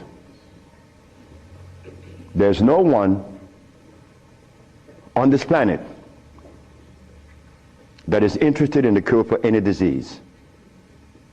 None of the leaders, none of those who are talking, they are not interested. It was simple. It was understanding that is alkalinity that cures, not acidity. And any healer that comes to you with these things, like adding carrots, like moringa, it says here, one of the things that I are careful with, it says here, if you add carrot juice with it, it's going to help you. But just a minute, carrot was made by some dude in Holland. It's very acid. So this moringa knows that you have both eyes closed, so I could sell you anything. We don't want that anymore. We don't want to tell stories anymore. We don't want to protect the stories anymore. But you see what happened? When you have been healing or call yourself a healer for 20 or 30 years using comfrey and rose hips and recommending tofu, and someone comes on the set and says that you may not be quite right, man, you get off there. You begin to get crazy. You begin to go crazy on that person because you have invested 30 years and people know you, and now you can't turn back and say, I was wrong. Well, I was wrong. And it was one little lady, 94 years of age, named Mrs. Holloman. I was along with the rest of the healers. I was reading these books by Jethro Kloss, Alma Hutchins, Indian Herbology of North America, Myers, Christopher, also this other named Shooks. And they all have calcium in it, so I had to believe that, right? And I went to Mrs. Holloman and said, Mrs. Holloman, you got to drink carrot juice. She said, sit down, boy. I think you're crazy. I think you're out of your mind. I'm 94 years of age. I don't wear glasses. I don't need you to come and tell me to drink carrot juice because I know that carrot is a poison. I was in Rattan, the island of Rattan, and a woman was listening to me talk, and she asked me, what is the best breakfast in the morning? I said, I don't know. She said, a glass of hot water. I know she was right. The sister was right. So in essence, all of the hoopla about AIDS was just noise. We've been curing AIDS since 1984. Why didn't you know about it? The media didn't let you hear it, right? Jesse Jackson Jr. didn't talk about it, right? Well, I think in the book I have to mention his name because this is what's happening. They're lying to us. And we have to stop it. We have the cure for every disease in the world. We, the black race, is responsible. Not the white, not the Chinese, not the Arab. The Arab need help. They need help now. All Arabs need help. Because there's no way in the world where you find the highest incidence of eye problem like Arabia. Because they eat lamb. But could you go and tell an Arab to stop eating his lamb? It's like going to tell someone that uses cocaine, stop. Then you're crazy. Like going to Africa and tell a Maasai, hey Maasai, you only live 47 years, man, and you're gonna die because you're eating raw blood and starch. He's gonna chop your head off. And he should. Then we go to Guinea, and my wife came to me running. She said, the young man in there with his wife, he's 19. And she's complaining he's impotent. At 19, she said, yes. My wife came with it. What happened? We asked the boy, what does he eat? He eats cassava. Cassava?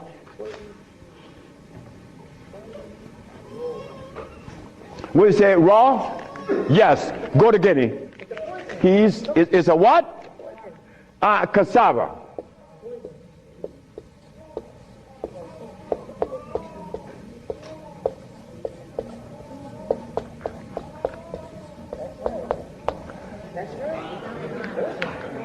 I want you to go to any African country and tell them, no, just ask them, please, why do you eat cassava? Oh, this is African. This is from history. Hey, African, I know you've been bamboozled too, because cassava is not a product of nature, nor of Africa. Cassava is a starch that needs the aid of a man to grow it. Cassava cannot grow by itself, and it has cyanide. But the cyanide has already affected the brain. He cannot think for himself. It's like talking to a Haitian or a Brazilian. In fact, the only country that I have ever visited that have people dark like me, but nobody in Brazil is black. Brazil.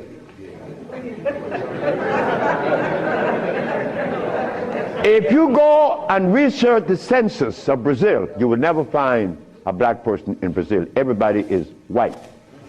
That is how much they have offended us, that we hate the very image that God made. Something is wrong.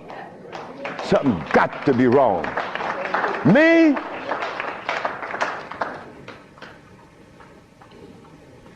I was a very good Christian, and a very good Muslim, a very good Buddha. And I wanted to join the, well, I don't want to mention it. But anyway, I was a good everything. But what I found, that they were feeding me the wrong food. And I had to deny all of them because they feed us garbage. There isn't a religion in the world that have fed the black race in America or anywhere in the world the food that is consistent with their cellular predisposition. So if you, my religion, is feeding me the wrong food, then what is the message you are sending? It's like putting gasoline in a diesel car. You would not get to South Philly. No, you're not. It's not going to run right.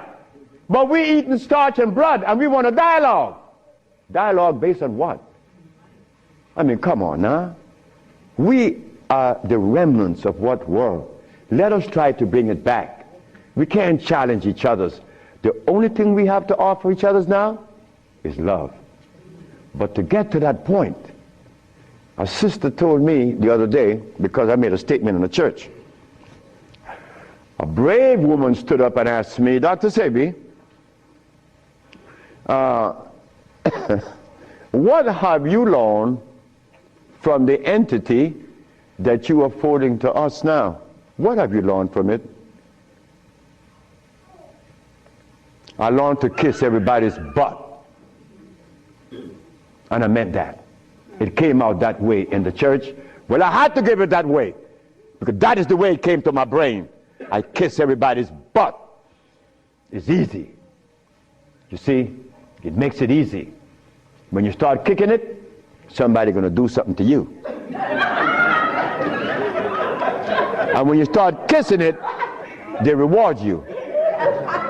So this sister came to me, and she was very smart. She said, "Do you literally?" I said, "Drop your panties."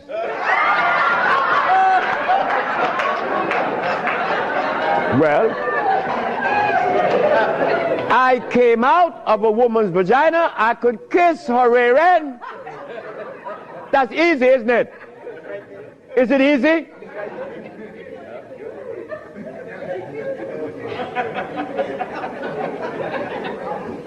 See, I have no what you all call shame. I don't know what that is. I'm not serious. I'm not ashamed. I'm not a man. I'm a male.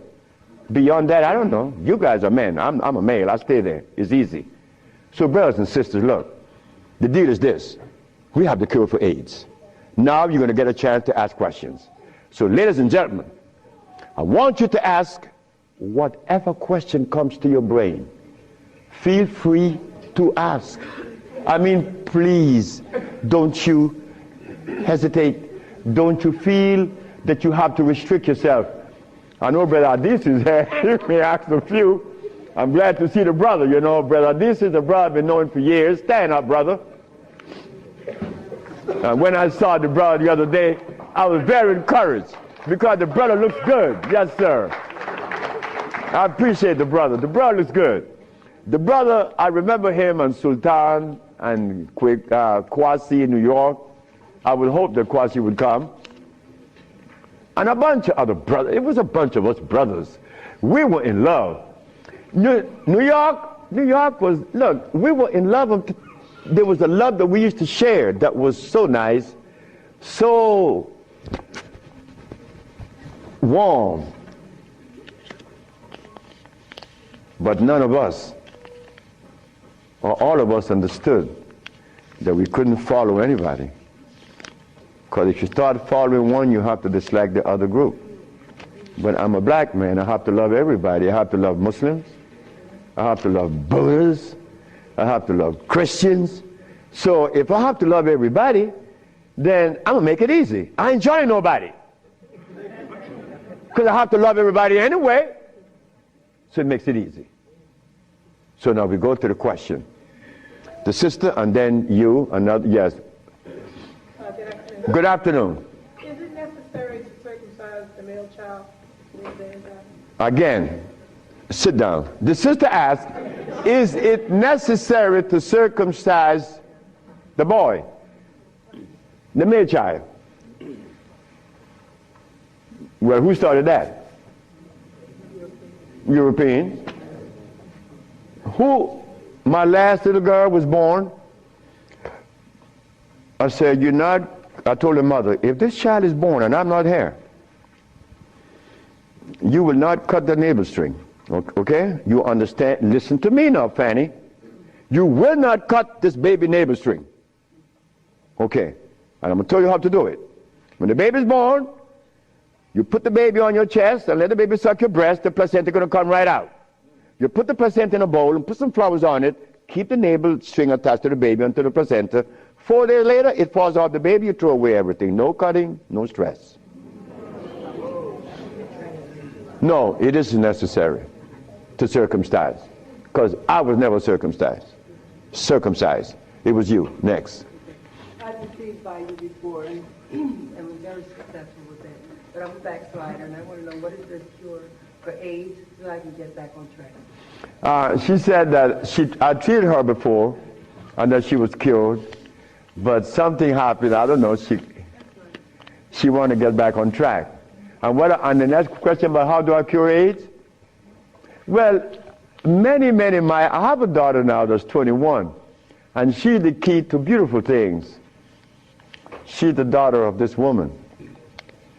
Her mother hated me, and with all rights. The woman was right. Oh God, she was right.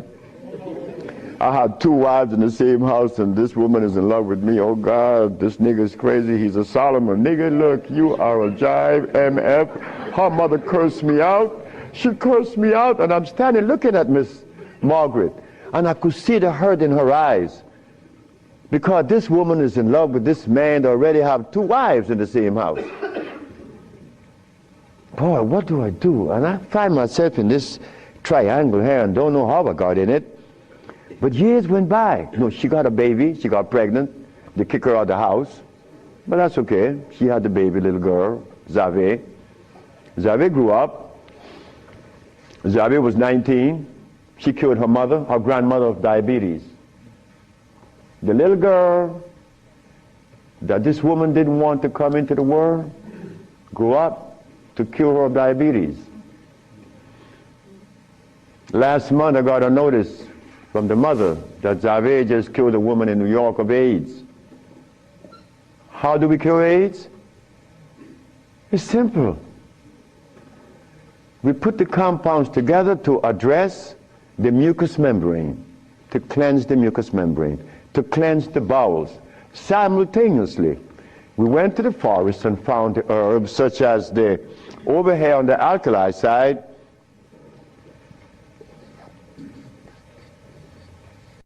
sarsaparilla is an herb that has the highest concentrate of iron. Fluorine, iron. Guaco, that is a plant that has, I thought I had a stick with me because I'm always chewing on it. This is guaco. Guaco is a plant that would definitely strengthen the immune system because it is iron again. But it has potassium iodide, no, potassium phosphate, not iodide. Iodide comes from the ocean. Kankansa, that's an African plant. Kankansa is an African plant. This plant has one of the highest concentrate of what? Potassium phosphate. Those are just a few of the plants. We use about 40 some odd plants to cleanse the body, strengthen the immune system, and electrify the system, because you want to electrify the body. That's how simple we cure AIDS. We cure AIDS. We don't treat AIDS. This thing here says that, Moringa said, and they keep repeating it, that they uses it when they believe that it's going to cure. They think, oh no, we got to stop talking like that. We cure. That's how we got to start talking. If you don't cure, get out of the way. Because you're lying to people. Next question. The brother. Peace and blessing. I'm really enjoying your lecture, and my question is, when you see a client, what's your thought process? When I see a client, my thought process, I already know what the brother needs. Like the Mexican knew what I needed. The Mexican said, you're dying because you have disobeyed. Without, unconsciously you disobeyed. So when a brother comes to me, I already know what the brother needs. I don't need to go into a whole bunch of scientific jargons and intimidating the brother by putting light in his eyes, iridology. I don't do that. I don't do anything. I just give you what I know you need. People come to me for compounds from Japan. She killed a woman in Japan named Kaoto Kita in Kobe. She never seen a woman. She was in hospice already. With cancer of what? The lungs. There you go. Cancer of the lungs in hospice. She never seen the woman. In a month time, she's vacationing in Hawaii. Okay, there you got it. Yes. Her than you. Yes, the sister.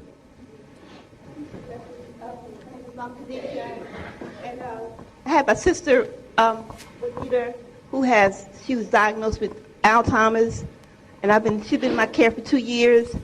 I do have her on a fresh food diet, all organic foods, all raw foods, and I'm seeing a big improvement.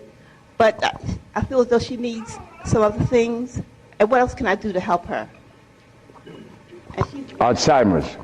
She has Alzheimer's, yes, sir. Okay, Alzheimer's. That's a brain problem, right? Remember what I said? There's only one disease? Okay.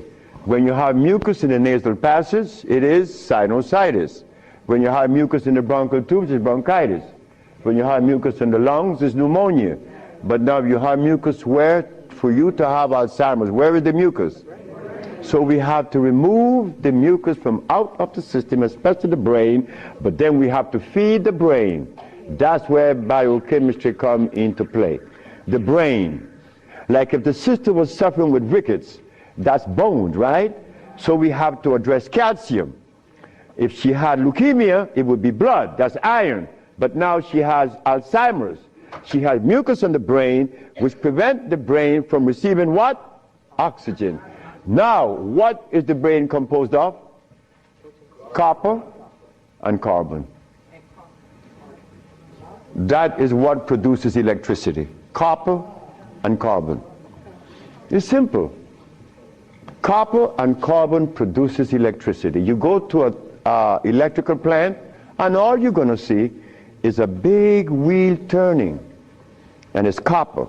But against the wheel are these carbon brushes, and the friction of the carbon and the copper produces the resonance they call electricity. Electricity is not fire, it is vibration. But when you short circuit it, it's become fire. So yes, we do have, but she must go to Honduras. What is her age approximately? What? Oh, she's young. She's young. She's very young. She could go to Honduras, and it would be fast. Why Honduras? Like sister went to Honduras with her husband, Linda, Richie, and her husband. She will see the improvement in days. Like the woman went down with a goiter. Like the brother went down there with his stiff leg, and in 3 days he was running up the hill. And he could not believe it. Like, this is where a name comes to mind. And I want you all to remember this, because this is a woman that we all love and we all respect. A brother was taken to Honduras, to the village. You see, the thermal waters in the village has a pH of 8.9.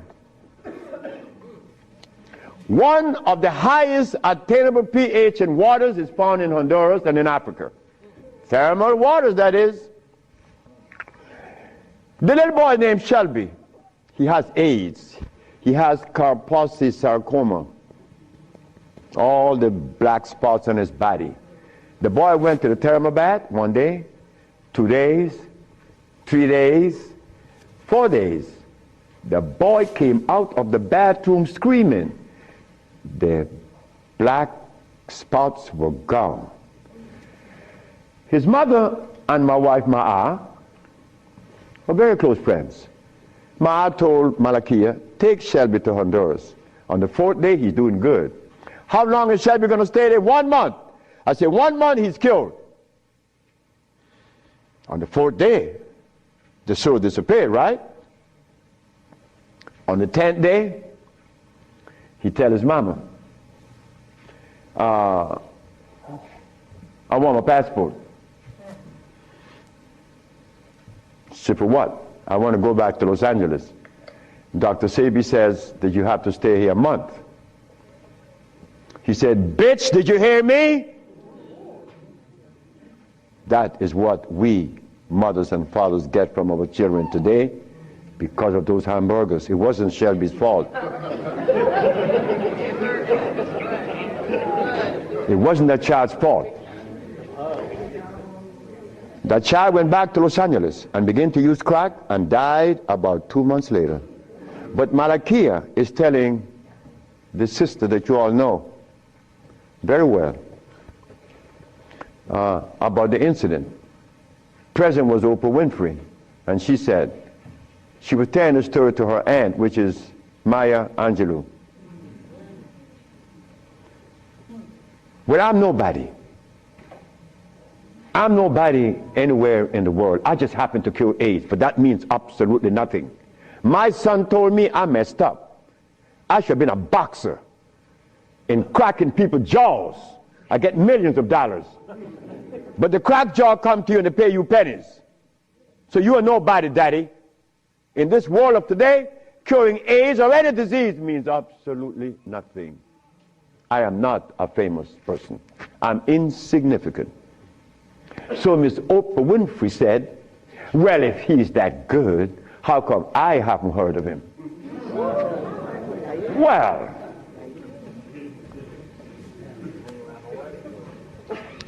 I'm not famous. Oprah. Oh.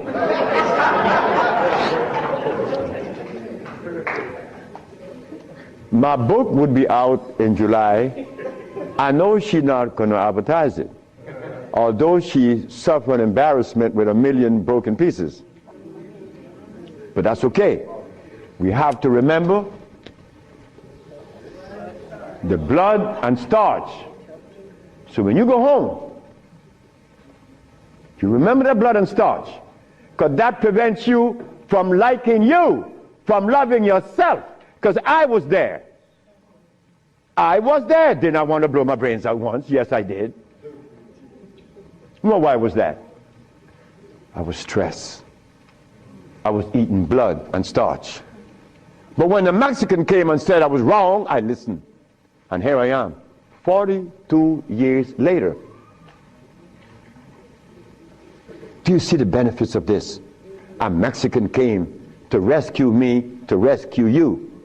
So we cannot, but wait, the other part of it is Africa. There isn't an African country that I could go and practice herbology. But why did Bush, who all of us think, or most of us think the man is bad, how come I could practice herbology in the United States? You got power over him. That's why. I don't have any power. No, I don't. Because I don't even know what power is. I just know what's mine. That's all. I know what's mine and what's yours, what's ours. So what's ours, when the Supreme Court said, the FDA said, you are not supposed to sell these products. Exhibit A. The FDA said, what? That I'm not supposed to sell my products? Well, maybe the FDA knows the food that is consistent with the African cellular predisposition. Because when they removed us from Africa, they didn't bring food with us. Maybe the FDA knows about these foods. Could you tell us, please, Mr. FDA? But when the FDA talk, we get scared. Scared of what? They're not God. You understand me? No, I don't have any power over nobody. I don't want that. If you know what I like to do, you will know I don't want any power. the brother in the back. Hepatitis C. Yes, sir. Mr. Charles Fisher. Who is Charles Fisher? He was the manager for LL Cool J. That was my second case of hepatitis C. Yes, what is hepatitis C? The liver has been stressed beyond. Hepatitis C is nothing. Maria Elena from San Pedro had cancer of the liver. Her mother and her aunt bought the black dress to bury her. The doctor sent her home to die. Maria Elena's sister saw a newspaper with me in it. She said, hey, there's a nigger down there in Jutiapa that got a big mouth that says he could do a bunch of stuff. And she came. 2 years have gone by. Maria Elena is healthier than her sister. Yes. What is hepatitis C? It's when the liver has got so toxic and loaded with what? With poison. Blood and starch. So we clean it, clean the body. Because you have to clean the intestines, you have to clean the liver, you have to clean the blood, because all of these has been affected. Yes, brother, we have cured many of hepatitis C. So what herbs would you use, doctor? It's not an herb, it's a therapy. Therapy? It's a therapy we have. Okay, I was sort of encouraged to, what's that, interferon. Interferon? Yeah, I was encouraged to be... Brother, interferon is something that's been on the set for 25 years, and I have been curing AIDS and sickle cell and lupus, herpes, blindness, and paralysis. Interferon doesn't do that. Interferon is a chemical that is derived from the penis of a brother. You know that, right? You know it. Yeah. That's not even right. Come on. The Bible said the herbs are for the healing of the nation. The Bible doesn't say anything about chemicals. Right? Okay. So now we could tell the world, yes, we object. Oh, one more thing. One more thing that's very important. Many of you have insurance companies, right? Insurances. And on that sheet, it says that they do not honor anyone that isn't an accredited physician. Meaning that you are compelled to go to see a physician to give you his chemicals. But now, they are telling you that they are God. And that you have no other recourse. Well, let me tell you something. Yes, they have to honor us. Because we have the only compound in the world that is consistent with our cellular predisposition. Nobody else. Can you give us some foods that are alkaline? Food that are alkaline. We could begin with mushrooms. We could begin with mushrooms, quinoa, quinoa,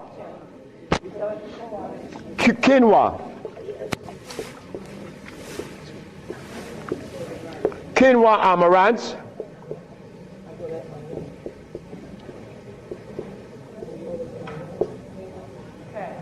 mushrooms,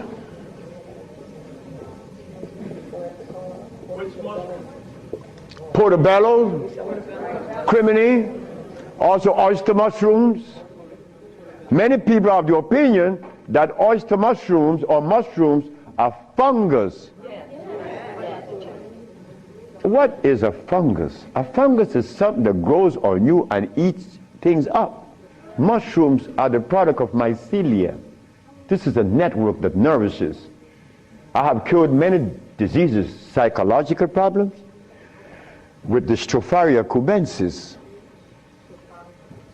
So let me tell you something. Mushrooms are very good. They're high in potassium.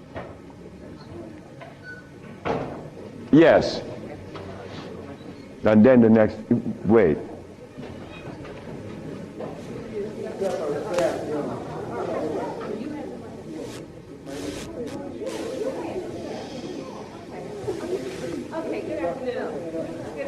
Good afternoon, ma'am. I know the blood and the starch is two of the things you said that we should get rid of. I'm working really hard. I've gotten rid of the blood. I'm having a hard time with the starch. I just needed an idea of some things to substitute. Yeah, substitute. Well, and one more question, water. I do the distill, but I hear a lot about, drink spring, drink distill, which I do the distill a lot. Okay. About the starches, you could eat quinoa or amaranth. And also spelt. You could buy the spelt pasta. Spelt. You could buy spelt. I eat a lot of spelt. And you know something? I learned something lately, like I'm learning something every day. Because I don't know everything. I don't want to know everything. And it's impossible for me to know everything. But I learned this. That when you combine spelt flour, quinoa, and amaranth together, just the pure powder, the flour, and you want to bake something, if you just add the almond milk and the sea salt and the other ingredients, such as you could add a little bit of what? Agave is good. That's very good. But now, if you want this flour to rise up and be fluffy, who said sea moss? You did. You cook the sea moss to a jelly. And you take about 2 tablespoons and you put the cooked sea moss in the batter along with the almond milk and the rest of the ingredient, and that stuff becomes fluffy. I said, this is a natural yeast. And someone hit me to that, which was Gary, right? Gary Ricketts worked with me for many years, and he still works with me. And he put that together. He made a waffle. Oh my God! I used to go to to Gary's house in the morning just to eat his waffle. But his waffle was sweet because he used to put the maple syrup in it, in the batter. And then he make the waffle. You didn't have to put any maple syrup on it after that. It was delicious. And in the morning, okay, just let me go quick through all. Peace, Dr. Sebi. I wanted to know if you accepted practicums, internships. What's that? Internships, like practicums, to come and learn all I can from Honduras. You come from Honduras? No, I want to practice. I want to know if I could have an internship. Oh, if you want to. I know you say black woman is key. So Oh, as a student? Yes. Well, that is what we're working on now, because the woman took over the whole thing. My daughters and the women that associated with them, and they would like many more sisters to join in, because I'm out of here. I want to go sit down by the river and smoke my dope. Well, can I get your information? What's that?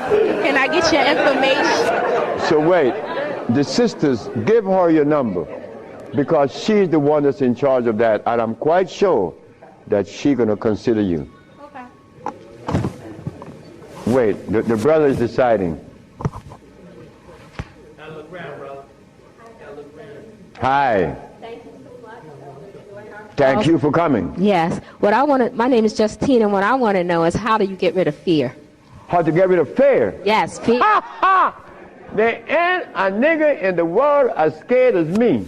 And you want me to tell you how to get rid of fear. Well, you know something about fear? Fear.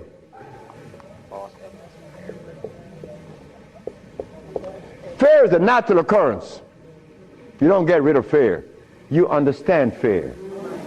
You don't get rid of it, because fear is necessary. But you don't let fear control you, right? Because it would paralyze you. Fear would prevent you from opening the door where there's a great, big, beautiful tomorrow. Fear, you see, when I was insane, to a greater extent than I am now, I was placed in a psychiatric ward in New Jersey. And they were right. But what they didn't know, that I was aware that I was sick. I was also aware that I would not take any of anything that they gave me in that hospital. But there was a man that, you know the swinging doors, right? A swinging door is a door that opens both ways, and you're going to swing it. And every time he came to his door to go inside his room, he used to stand there. And he could never open that door. I used to go by and swing the door, and he'd go in and say, "Thank you, man." Why couldn't he open that door? Fear. But once you open the door and you see this great big thing, fear is gone. A bright tomorrow, hey, I'm no longer in fear. But then comes another one that's going to trick you.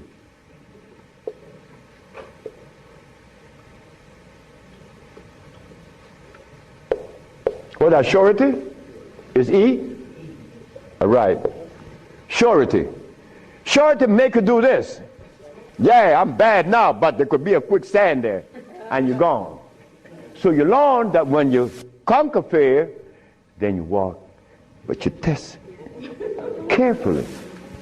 And if you conquer surety, then you go into the other one. And this one I'm going to really trick you. Power. That's right. Power gives you a freedom to execute, but not to violate. Because if you violate, even though you're in power, they will kill you. They did that to Nicolae Ceausescu, right? In Czechoslovakia. Because Nicolae Ceausescu wanted everyone to stop eating meat. Because he knew. But you don't change people overnight. They kill the man. because he imposed some other laws on them that were cruel. He used to kill them too. So power has to be understood, not to be misused. Then if you survive power, then you get the last one that's going to get you.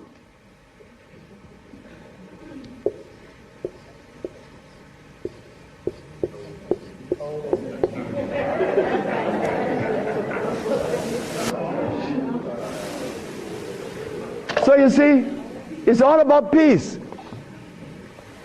I'm happy that I'm 73 years of age and that I'm happy, but I have to thank the Mexican. But when I go around my brother's 73, are you all right? I say, Marcel, that's the only one alive now. My age. I say, you asking me if I'm all right? No, man, I'm not all right. He's coughing.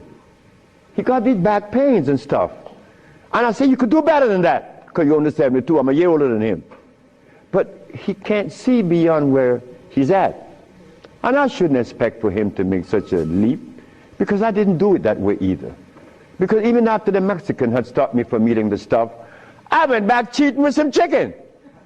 And one day I went by Brother Bill's Tennis, the Golden Bird. You all know the Golden Bird in LA, right?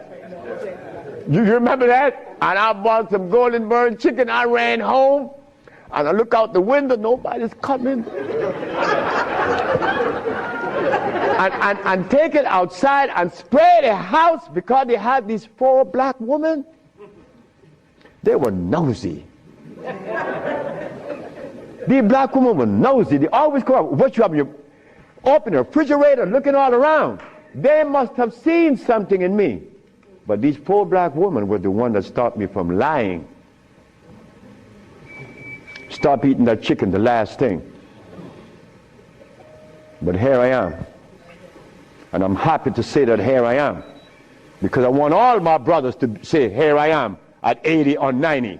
Because the man that healed me was 94, and he had 2 wives in Mexico. He was healthy, wore no glasses, and he was always laughing. He said, look, before you leave, remember this. Never you socialize with people that are serious. Serious people are sick. Because there's no reason to be serious. Because I cure AIDS and diabetes, I've proven that. And I'm not serious. I'm your brother. I want to play with you. I play with my wife all the time. I don't have no time to this other stuff. If this other stuff comes in, then something is wrong. Next question. Hi, Dr. Sebi. My question is, as a woman, how do you cure high blood pressure and rapid hair loss? High blood pressure and what? Rapid hair loss. Rapid hair loss? Hair. Or hair loss. High blood pressure. High blood pressure is easy. Just stop eating. Where we have the product to remove the pressure immediately. People go down to Honduras, and in less than 3 days, the pressure's down. The man just came from Caymans. That's right, Caymans. Grand Caymans. He came down with high blood pressure, diabetes, and impotent. A young brother, 52. 3 days later, man, my pressure is down. Dr. Sebi, my pressure is down. I say, yes, I know that. What's the problem there? Why are you so amazed? 5 days later, my sugar is gone. I don't have no more sugar. And then, on the 10th day, he come with his girlfriend telling me. I like to see that. Because I was impotent. And these old folks in Honduras was telling me to drink eggs and wine and meat, cheese, butter. And the Mexicans say, you're crazy. Stop eating and you can get all the sex you want. Stop eating and it happened. So brothers, if you're in trouble, stop eating. And there's a product outside, they call it Viento. Brother, I don't care how much in deficit you are, you will be out in less than 24 hours. I know. I have to be abreast with that because my wife is 20 years younger than me. I can't allow this woman to get ahead of me. You understand? and she looks good, and she's youthful. So I have to maintain energy. And I want all of you brothers to understand that stuff that we eat, wait. Just draw this for you, that we would see what it is I'm talking about. Because this is important.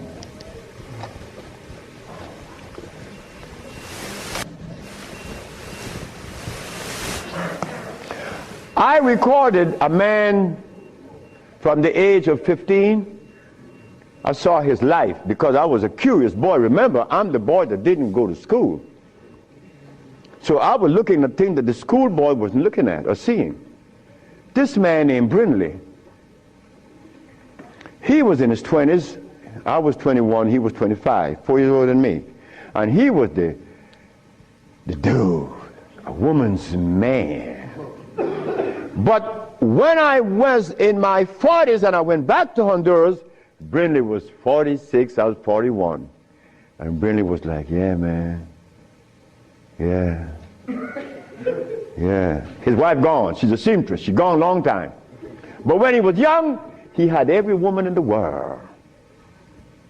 I said, Brindley, what happened? Man, you know, I'm old now. I said, hey, nigga, you're 46. I'm 41. There again, what is old? What is old? Old is when you get to my age, 73, nigga, you old. Sure, I'm old. If I had a big belly on me, and I wore these glasses, and I was hooked up to a machine, and no woman want an old sick man beside her. So brothers, look, stop eating blood. Because when you get to my age, you want to be healthy. You want to be playing with her, right? Sure you do. Why not? She's your companion. You want to play and laugh with this woman. Brindley couldn't. Why? You see, this stuff right here.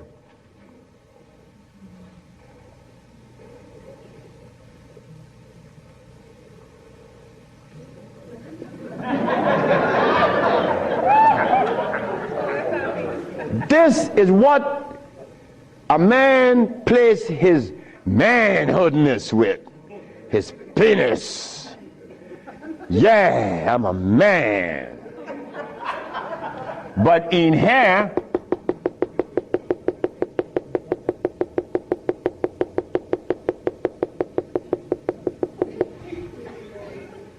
to keep this penis erected, these little orifices, they call veins and the rest, has to be opened for the blood to flow, or else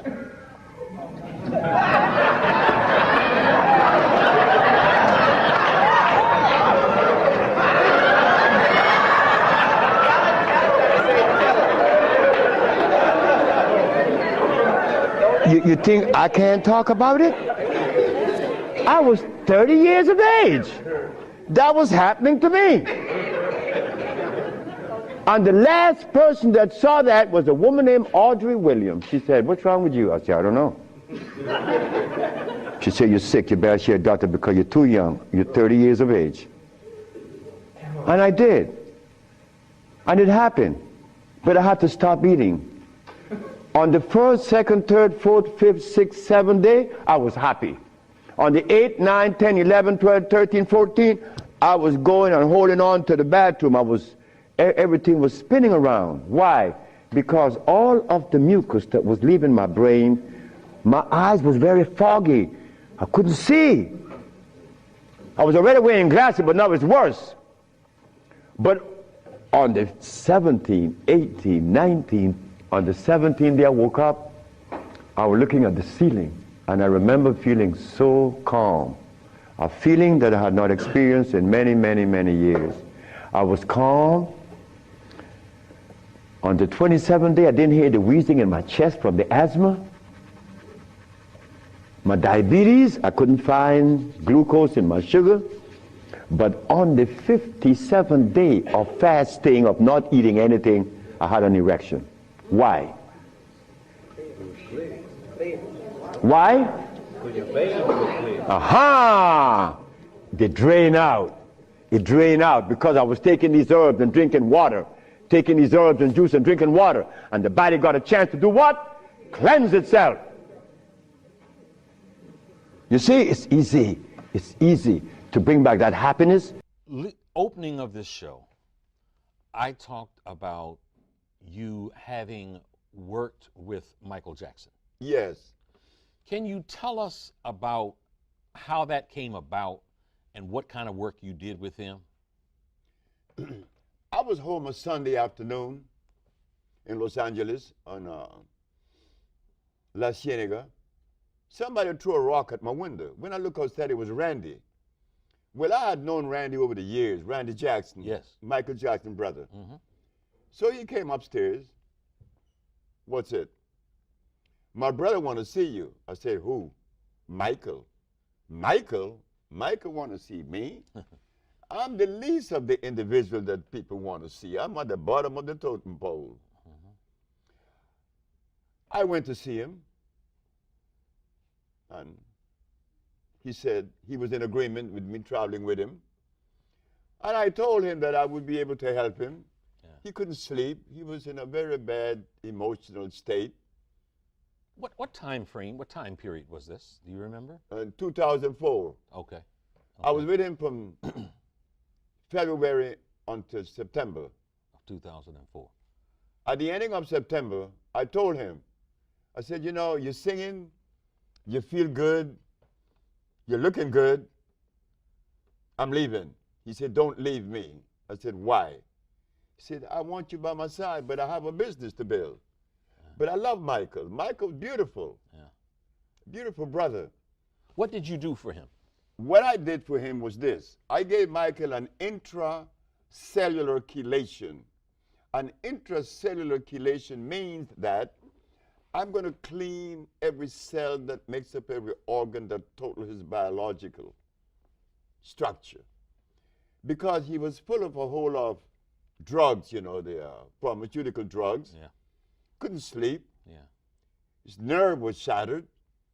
So I began treating him. Yeah. And at the ending of the period, he was doing good, and I left. Yeah. Okay, so let's deal with this, because there might be some folks out there that are looking in here and they're saying, well, how did you learn to do these things, one? And I would say, and I think we have something that we'll end up showing on the screen here, regarding in 1979, I think it was, you were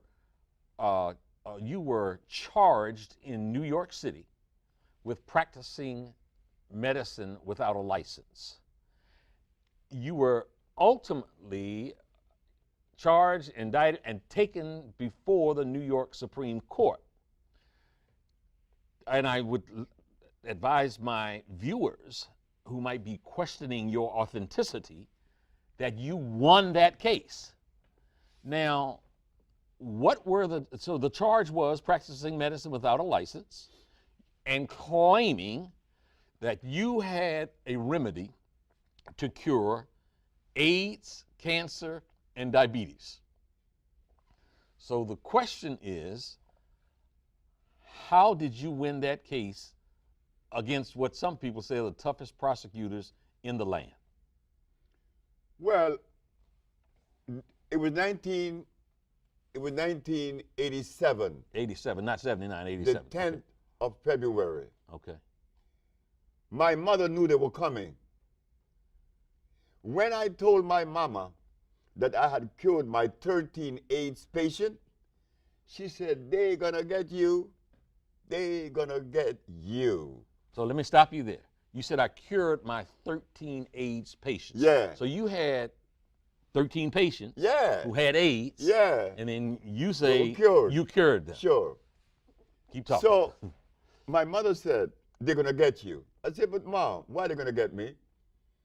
Because you must remember that you live in a society that supports a certain philosophy and a certain system.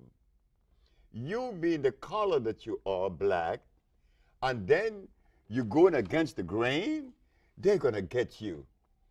So when I'm in my office on February the 10th, here come the detectives. You are charged with practicing medicine without a license, selling product not approved by the FDA, and claiming to cure AIDS and other diseases. I said, yes. Well, you are making a fraudulent claim. I asked the detective, how do you know that? Because you were advertising in newspapers. Of course. I advertised in the Village Voice, the Amsterdam News, and the New York Post. And you were telling people through your advertising that you can cure AIDS, sickle cell, lupus, herpes, blindness, diabetes, paralysis, and others. Okay, so they come knocking on the door and So knocked on my door and took me to jail. But the funny thing about it, I was happy. I was very, very, extremely happy. When everybody in my office was crying, I was happy because my mama told me they were coming. And I knew that I had sufficient evidence to prove my position. Not only scientifically, empirically, historically, and whatever way they would desire. So while I was in jail, I'm saying, I wonder what defense they would have against me. Yeah. I would like to know. But I didn't blame the Attorney General, Mr. Robert Abrams, because why should he accept from me the statement that I cure AIDS and sickle cell and blindness when no one else has ever made those claims? The man had a right to arrest me, but he was making a mistake. So I'm sitting in jail, and I'm happy. When I got out of jail and when I went in front of the judge, I asked 3 questions. And they were? They were, Your Honor. You defended yourself? Of course I did. Okay. Your Honor, is it a fact that the Holy Bible teaches that the herbs are for the healing of the nations? She said, yes. Is it a fact that science shows that the human body is carbon-based, and to complement a carbon-based body, you must have a carbon-based substance to complement it, because the body only accepts a substance through the process of chemical affinity. Chemical affinity is important. It's an electrical transfer. Chemical affinity. Okay. The body could only accept what it is made of, not something new or alien to it. Last question. Your Honor, is it a fact that the father of medicine, Mr. Hippocrates, the man that established the principle of medical science today, cured every disease known to man? Did he use herbs or chemicals? She said, herbs. I said, thank you very much. I rest my case. Okay. Go ahead. So I understood that the state were unprepared to defend itself. They were unprepared because in the past there was 2,781 cases that came before the Supreme Court and lost. I won. Not only did I prove scientifically, but I had the diagnostic sheets, and I do have them today. And those diagnostic sheets didn't come from me. They came from their school, their American medical accredited school. Did I read it correctly where there was some requirement for you to actually bring patients, a patient into court from each of those maladies, and that you brought multiple patients in court who, one, testified themselves, and that you had medical records, one showing that they were victims of the disease, and then showing that it had been cured by one doctor, and then a second doctor verifying what the first doctor had said? Yes. We have to remember this, that whenever you make a statement that goes against the grain, you better be prepared. You better be prepared. The judge said that I had to bring one of every patient that I had cured, and there was one that said others. The others was a man that came from Italy. He was paralyzed. But I was supposed to take 9. I took 77. You took 77 patients in court with you? That's correct. But I knew that my brain was not the same as your brain or any other brain, right? We're unique. Yeah. So when I make a statement, they're going to take my statement and pit it against philosophy. It doesn't fit. I represent an entity that isn't philosophical. And that entity is? Well, it is an African one. I'm an African. And we have to remember that. You see, we think that we could take a philosophy out of Europe or China and inculcate that into the African brain. It does not resonate. It cannot resonate. You cannot be yourself when you've been adulterated. Being that I am an African, I'm going to look at things the African way. And the African way seems to reduce things to the least common denominator. And guess what I found? That there's only one disease, not 2, not 3, 1. When I opened my big black mouth and told the judge that, oh my God. What did you say? I said, Your Honor, there's only one disease. And what is Could that? you substantiate that? Okay. Of course, I'm not going to just deploy a bunch of empty words. I represent a country. I represent a people. I represent a race. And I represent myself. I'm not going to undermine myself. There's only one disease. The judge said, what is it? I said, you already know. She said, try me. It was a woman, Ann Thelman. I said, Your Honor, when someone has sinusitis, what is obstructing the nasal passage? She said, mucus. And when another has bronchitis, what is obstructing the bronchial tubes? She said, mucus. And when another has pneumonia, what's covering the cells of the lungs? She said, mucus. Dr. Victor Herbert, who is defending the state of New York, jumped up and said, what about AIDS? You and your one disease theory? I said, Your Honor, this doctor is saying that I believe in a theory.